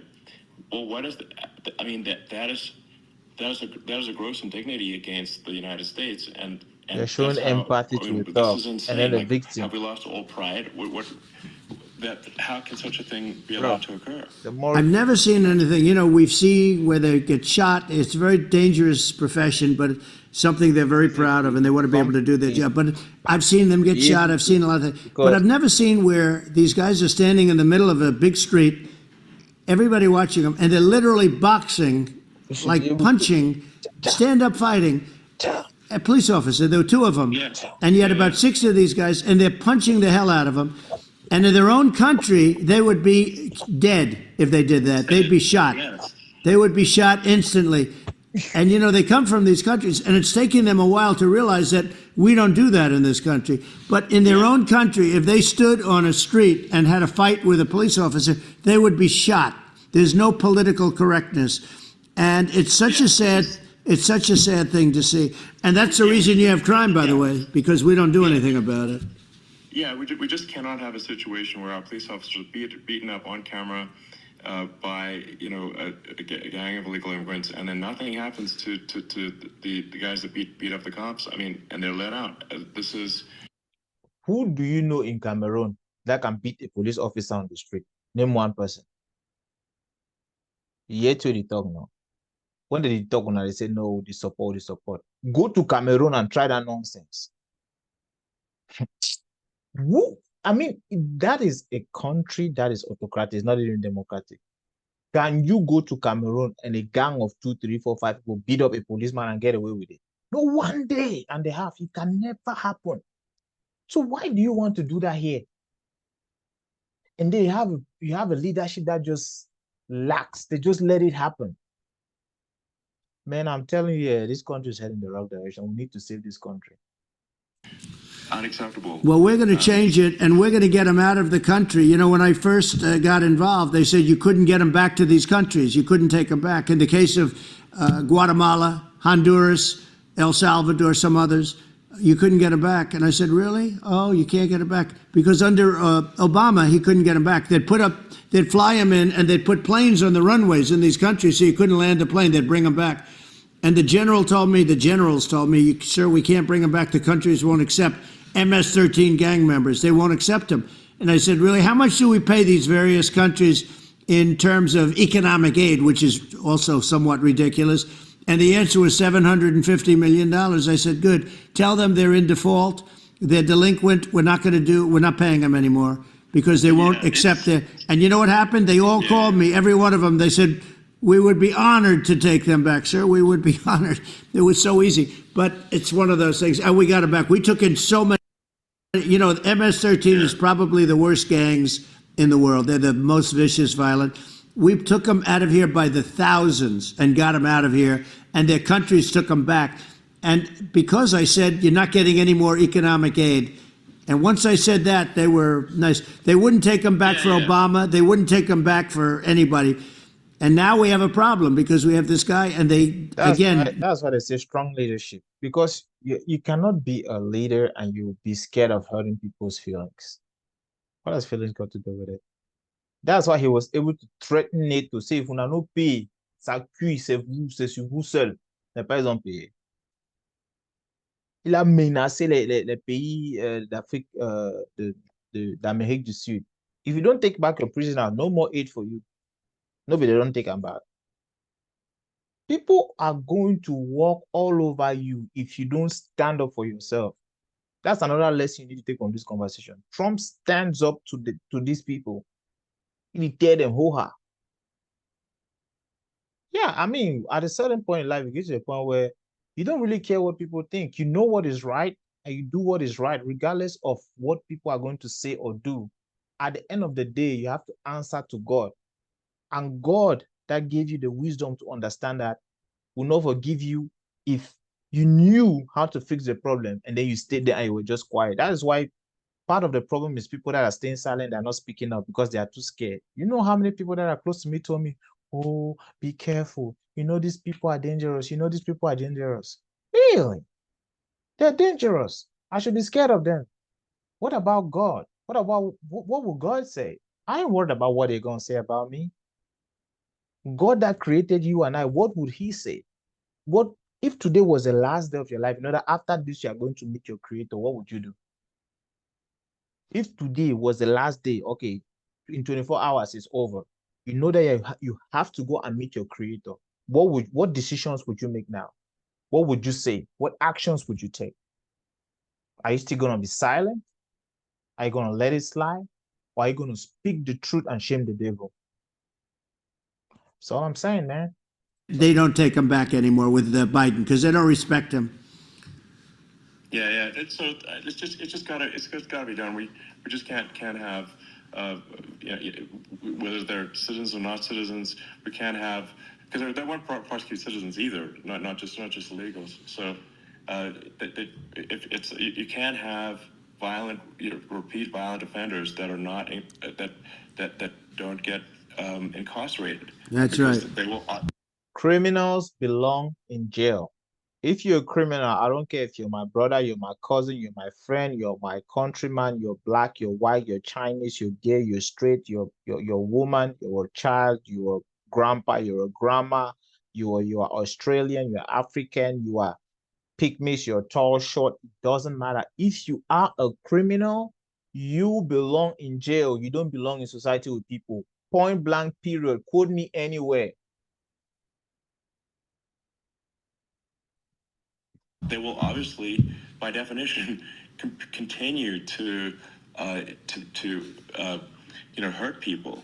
And I think where part of this comes from is that there's and I do sort of consider myself liberal in some ways. I mean, it's just that you want to have empathy for people. Obviously, Right. you want to have empathy for Criminals people. I belong totally agree in with that. jail. You want to Empathy have or no empathy, empathy? but you also have to have empathy for the victims of the criminals. And Absolutely. if you just have empathy for the criminals, it's actually shallow empathy. That's It's that's not real. messed up. You're not That means thinking. you're sick. You're one layer deep empathy. You know, Leia, You got you to are say like, sick what and something is if you wrong don't with you. You need incarcerate to this get your person? brains checked. Who are they going to hurt? Who they might kill someone. They might Empathy rape for someone. criminal. What about a If you victim? don't incarcerate them, you have to Are have you empathy for the victims.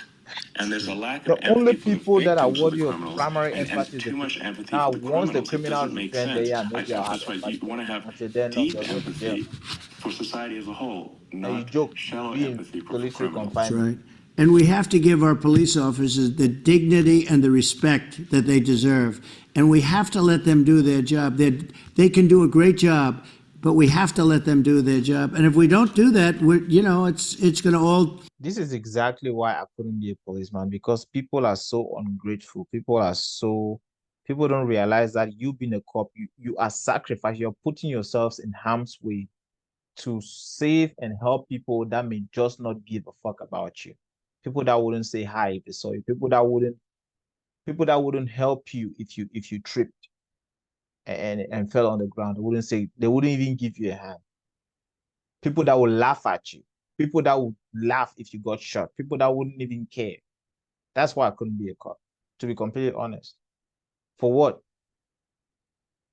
So you need to have tremendous respect for people that decide to put themselves in. I wouldn't do it because I know how you people are. People don't care about nothing. It's very selfish. Everybody's selfish, you know. Cops are taking risks, man. Cops are taking risks. That's a very risky job. It's going to all disappear. There's never been a society like this where you're allowed to do anything you want and nothing happens. And I'm talking about violent crime. And it's going to get more violent because these are really, really violent people. And we're going to get them out of our country and we're going to get them back to where, because they were sent here by the presidents and by the various people that run those countries. And I know every one of those guys. And they're smart people and they're streetwise people. And they really think that the USA is stupid. They think we're run by stupid people, and they happen to be right. But when I was there, we had no problem. We got them out. We took out thousands of MS-13 gang members. We brought them back. They happen And to be now, right. again, it's the same old story. We don't do it. And they actually gave them a big increase in aid. They raise it up to billions of dollars, and they get nothing for it. So, it's I hope everybody's going to vote for Trump, and we're going to get this country Yeah. straight. And I didn't need this. I'm like, I can't didn't need vote, this. but if I had a very nice life. I didn't need to go through court systems and go through all the other stuff and run at the same time. I have to run. I have to go through fake trials with, in some cases, corrupt judges, totally corrupt judges. I didn't need it. I had a nice life. I have great locations. I have beautiful oceans that I have places. But I felt it was important. And if I had to do it over again, you probably think I'm crazy for doing it, actually. But if I had to do it over again, I would have done it over again, because this is so much more important than me or my life. We're going to save this country. This country is going down. And these people are bad people that we're running against, and they're liars. They make statements. They do things that are so bad. They say they're going to make a strong border. They say they've been great on the border, and they've been the worst in history. Yeah, they say they're going to terrible. stop crime. The facts speak And for themselves. it's so incredible. Like, it's gotten to the point where people just don't even bother reporting crime in a lot of cities because That's they right. think it's going to happen. That's what I hear anecdotally from people all the time. So, it's just, my values, I'm just saying to people out there, like the things I think are important for the future is, like, we've got to have safe cities, we've got to have secure borders, we've got to have sensible spending, and we've got to have deregulation, and Right. so we can have a prosperous future. And then we want to have some exciting, sort of moonshot projects that people can get fired up about. And, that's the future I'm looking for. And, I'm pro-environment, but I'm not against, I'm not like, I don't think we should vilify the oil and gas industry, because they're keeping civilization going right now. If they turn off oil and gas right now, everybody's, I don't want to say dead, but pretty darn near dead. Think about all the hospital equipment that's relying on electricity that's coming from the grid. Where is that grid getting the electricity from? True, not entirely from gas, but a decent, like a lot of that energy is coming from gas burning in some diesel engine somewhere. Trust me, it is. And you just want to get rid of oil and gas? Are you mad? This is what I say. Are you mad? What kind of world are you trying to create? Why are you mandating electric cars? Why didn't they mandate gas? Why didn't they force a gas car mandate? Why?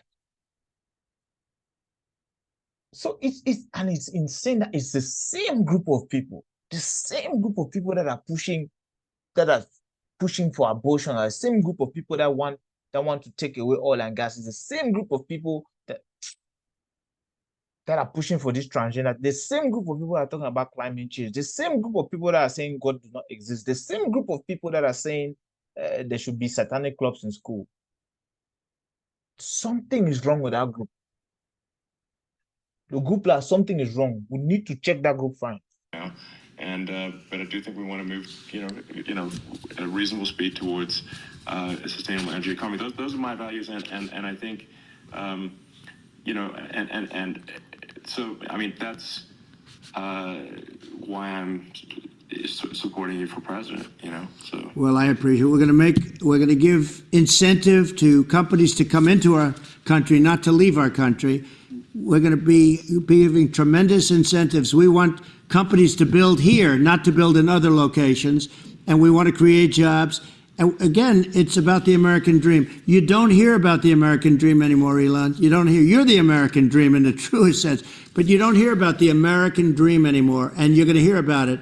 People, they need that incentive to go out and do it, and they're going to love their lives. I mean, they're going to look forward to getting up in the morning and going to a job that they love, not a job that they can't stand, or not any job at all where they have no money, where they literally have no money, and then they end up with violence and lots of other problems. No, we're going to do some great things, and I learned a lot in the first. We had a great economy and all of that. We rebuilt the military. We did so much, but I also learned the best people. I learned the good people, the smart people, the dumb people, the people that can do things. The people, you learn. When I first came in, I tell people I was in Washington, D.C. only 17 times, according to the fake news media. I was in 17 times. I never stayed over. And you don't know people. You rely on other people to give you names, and then you realize the people you relied on weren't so good. Now, we had great people, but we also had some where I wouldn't have, used them had I known. Now I know everybody. And I think we're going we're going to really turn things around fast. We have no choice, otherwise we're not going to have a country. And I really appreciate this. Has been, to me, it's been a lot of fun being with you. You're an amazing guy. You've done an incredible job and a great inspiration to people. A great inspiration, and Yes, I hope you keep going and just continue to do well. And we're going to have a big election coming up, and I think November 5th will be the most important day in the history of our country. I think that election will be the most important election, and I think it'll end up being maybe the most important day in the history of our country, because if we don't win, I just feel so sorry for everybody. No, I think we're at a fork in the road of destiny of civilization, and I think we need to take the right path, and I think real, man. you're the right path. So I think that's what it comes down to. Thank you very much, Elon. It's a great honor, and we'll do it again sometime. And it's been really fun, and I hope you got a lot of viewers. I hear you got a lot, but I hope you got I know you got a lot of them. So I appreciate it. I'll see you soon. All right, sounds good. Thank you, Elon. Thank you very much. Bye. All right, hello everyone. So thank you for actually watching this episode. I've been wanting to do this. It's just that I've had a super busy week. I'm running on probably like 3-4 hours of sleep. I don't know if you noticed, but maybe my words might be a little bit slurring and so on and so forth. But I'm committed to giving you some quality content at least once a week. So that's why I'm doing this. Thank you all for joining. I hope you enjoyed this episode. This has been great. This is the kind of conversations that we need more of this in the world. We need people to talk about the issues versus just vilifying each other, right? And this is the expectation that we, the American people, have from all political pundits and parties. Come out from the dark, come to the light, and talk to the people you want to vote for you, right? So you claim you want to be our leader, you claim you want to run the country, you claim you have our best interests. Well, let us ask you some questions, because we are not animals, we're not babies, we're intelligent, and we have agency, we have autonomy, we can make decisions on our own. We want to ask you some questions and just hear your honest opinion. And by the way, if you lie, we're going to figure out you're lying. Sometimes you can figure out somebody's lying not because you figure out the lie after the fact. Just if it just doesn't make sense, it just doesn't make sense. If somebody is talking BS, person's talking BS. So Kamala Harris and campaign, we the American people are asking for you to do a sit down, the same format. I mean, it could be different, find your influencer, whoever is willing to talk to you that's really popular, that's going to get you out there. And I'm pretty sure if you sit down with anybody, they wouldn't say no to you. Not even Elon Musk wouldn't say no to sit down with Kamala Harris. I know that for a fact. So we want to hear from you. We want to hear your policy positions. We want to get an understanding of what your ideas are, your plans, and then we can assess if they are reasonable, if they are full of crap, if it's feasible, if it's not feasible, based on our understanding of how things work in this country, and then make a rational decision from there. I don't expect to agree with everything Trump says or agree with everything Kamala says, but I do expect that the candidate that the American people are going to choose is going to be a candidate that most people agree with most of what they say. That's the way it's going to go. And so it feels like we don't know who Kamala Harris is. We just kind of hear she's somewhere up there. We don't know her, but it feels a lot like we know Trump. We kind of understand what he thinks. He says what he thinks, and he's out there. He's very articulate. He talks and talks and talks, and then you hear him, and then there's a bunch of things that he said. I'm like, okay, that's bullshit. That's bullshit. At least I was able to assess the guy based on his responses, and I'm able to determine if I'm convinced if he's lying to me as an American person. I think American people deserve that. We want to hear you speak on issues. So whenever you're ready, Kamala or Makala, whichever one you like best.